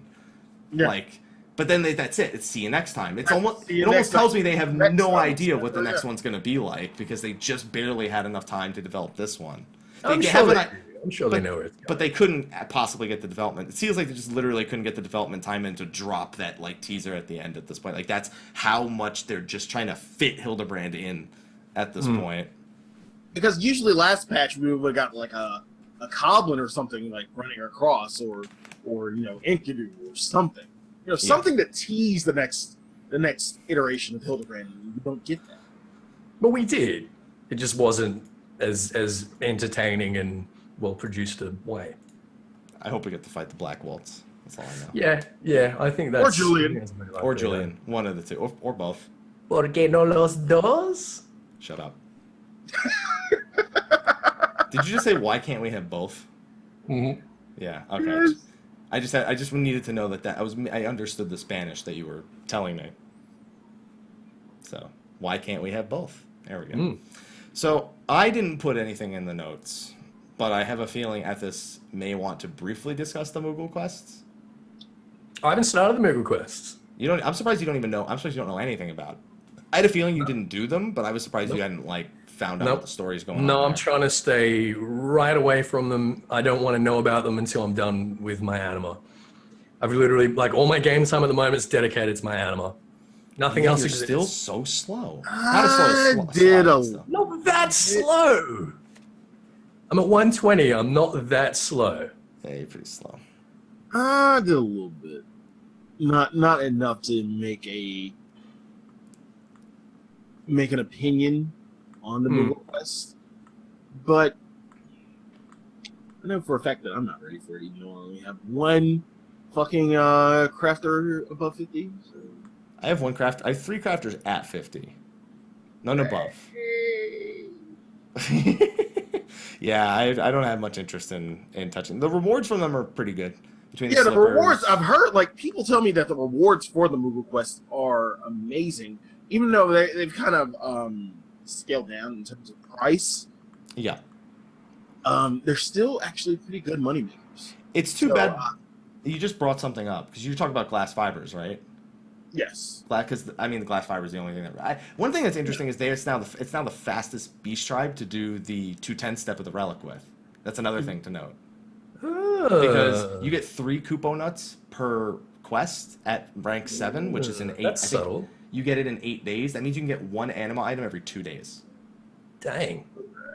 Which is, that's still 160 days. Exactly. Much. Just would like to point that out. People have been telling me that they really like the Moogle quests, and they're not just doing it for glass fibers like Sly and I kind of insinuate. Apparently, that's the only reason why I would do them, for the money. Well, I need to get to it. Like I say, at the moment, I'm in the position where every time I log on and I'm doing something that is not getting me SOs and a shitload of SOs, I'm like, I'm wasting my time. I need my SOs. What the is wrong with you? I'm tweaking for SOs, dude. Now you got me thinking about SOs. We're like the Anima weapon. We're tweaking for SOs, man. Imagine the Anima talking to other Anima weapons like, yo, you got that stuff? Yeah, I got that stuff. Yo, you got that sand, dog? Hey, man. And then we go have this conversation with Ulan. Okay. And then, there's not really too much else for us to discuss. The Aquapolis almost has no story behind it. It pretty much we're just thrown into this portal, and we can look at the architecture, and that's all we can really tell. Mm-hmm. By the way, how's your expedition in the Aquapolis been? Have you made it to the 7th chamber? No. I did one long night of it where we did maybe 30 maps, and we got to the 6th a couple of times. No, I haven't seen the 7th. But I don't think there's anything in there that is really 100,000 gil. No, I mean in terms of lore and things. You're absolutely right. It's just a money grab. Yeah, but it is still there. I'm absolutely convinced. It's still there. Sly, have you seen the 7th? Yes. Okay, good. I'm not the only one then. So hooray! High five! So funny story. 2 or 3 days ago, we were in the Aquapolis and we did 5 maps. We got to the 7th floor twice in 5 maps. What? We went to the left. We only You went fucking to, what? We only went to the left every time. He pulled up Beyonce and went to the left. Yeah, Right, we went with okay. Beyonce. And got to the seventh chamber. I'm the Twice. same way, dude. I always go to the left. Always. Yeah. Always. Yeah. Mhm. Everything is to the door. Now, to the how many left. disco lights did you get on that list? 4. In one map. 4 disco lights. That is fucking lucky. Yeah. Dang. Yeah, it's pretty scary. But I've gotten to the 7th floor I think a total of 7 times now. And in all of my Aquapolis adventures, I think I've earned a total of, I had 15.8 mil to start the patch. I now have 19.8 on my character. Then I haven't taken any off my retainers. And my retainers, I think I've sold a total of 13 million on them through the Aquapolis. I've never gotten a dwarf rabbit. That's the bank. I've seen the dwarf rabbit come up once. Now, I've seen it twice. have you been buying maps, or are these just No. the ones that you're I've following? never bought a map. That's quite a profit. Yeah. And on top of that, the new rule is that for your map, the rule that I run Everything with, is yours. anything you want is yours. Yeah. If it's Everybody else greeds. Like we have the rule that like everybody will greed map. Mhm. Yeah. So what we do is if it's the 7th floor loot and so any minions, any music sheets, because all the music sheets sell for a really high price. Mhm. Any grade 5 materia, any grade 4 materia that's of value, which is usually crafter's competence for like elemental 4s. So even the stuff that's going straight into people's inventories. Yeah, you get we ask that people keep track of it and trade it. Anything worth less than 100K is free. Is free pretty much. Anything worth at least I 6 think digits. that's the way that most people are doing it at the moment. Yeah. And people have been making some pretty. The only thing that sucks is when people get like the first floor kick out and they're just like, Yeah, I'm gonna make nothing. It happens. But that happens with every map. Like that was how we did maps before. Yeah, exactly. Sometimes you just get a shitty chest. Yeah, I mean, there's nothing you can do. And I've made an insane amount of money from the co-op. From the co-op. From The co-op. Yeah. Are we hip? That's what we're calling it. No, I've been calling it You the hashtag. call your Jersey boys and you're like, yeah, dog, meet me down the co-op. Yeah, maybe down the co-op, yo. Come on. Get a few maps and get a few Come on. beers, and we're going down to the co-op, yo. Going down the co-op, yo. Yeah, it's I love the co-op. And it's funny because I accidentally called scripts. I called them squips the other day. So I was like, hey, I want to go get some squips, and then go to Aquapolis. There we go. The co-op. Co-op. Co-op. I'm bring a few squips and go to the co-op. Yeah, I need to go and get chill. some blue. I need to go We're get gonna some get to blue the seventh squips. chamber on this co-op right here. We're gonna Yeah, get a fucking. Yo, Hey, my come girl to Quack. Beyonce, my Chill, girl Beyonce, baby. the goddess right here, taking us left the whole way. Praise be to Beyonce. That's what I'm talking about right there. Oh my god. Love the co-op. That's the lore behind the Aquapolis, by the way. Just saying.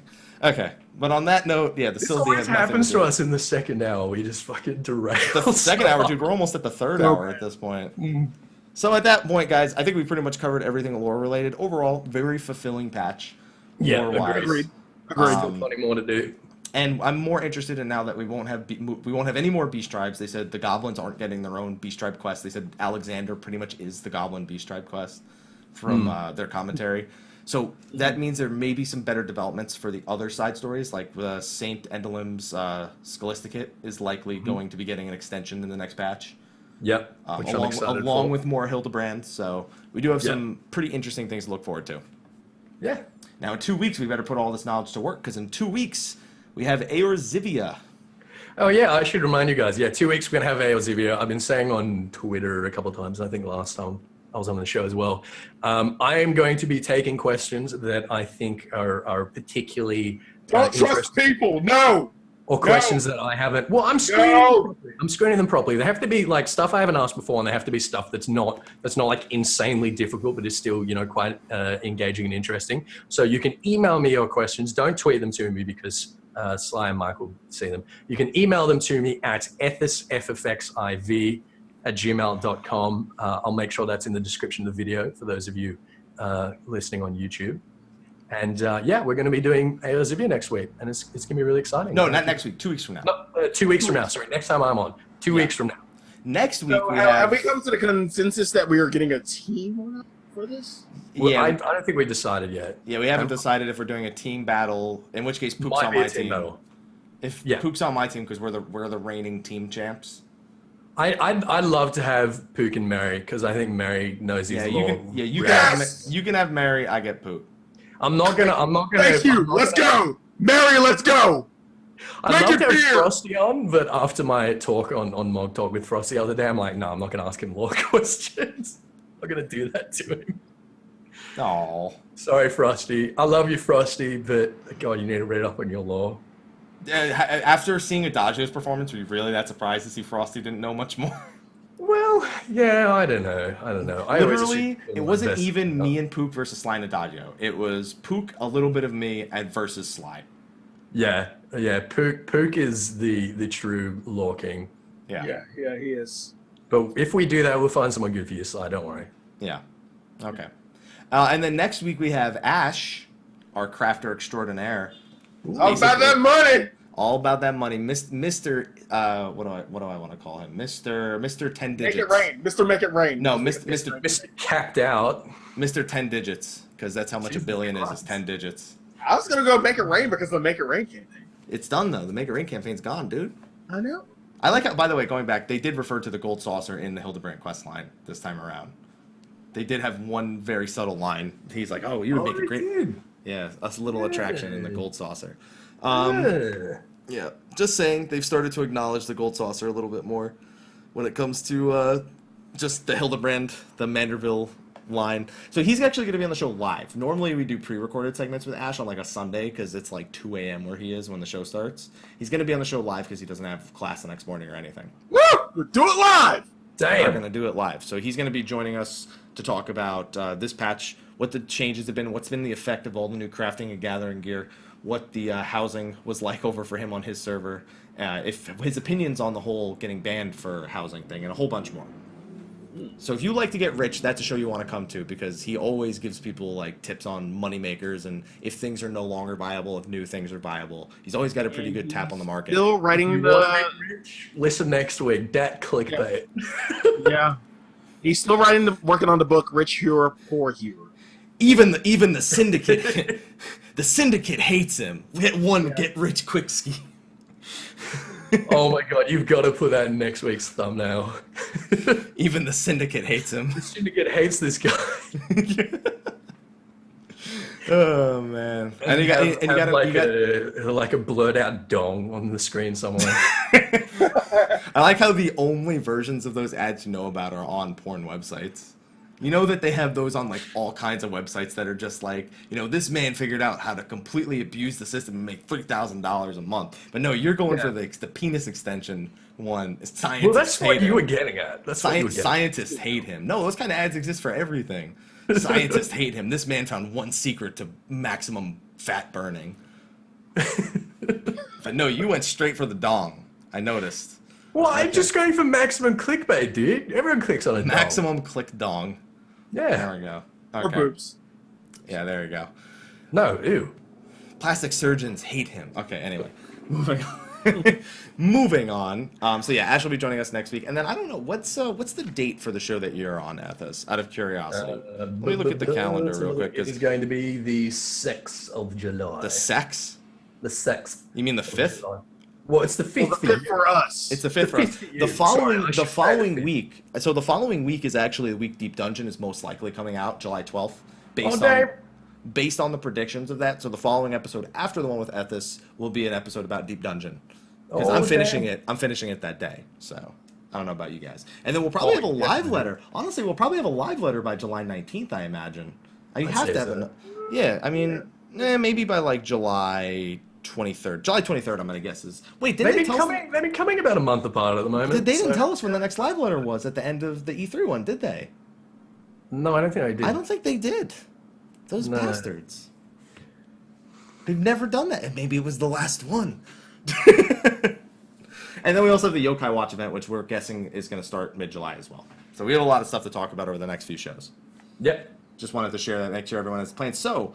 on that note, we are going to wrap the show up. Ethys, I gave you a big intro, but I don't have much in terms of outro, so why don't you take care of that? Dude, come on. All right, fine. How did you describe me in the intro?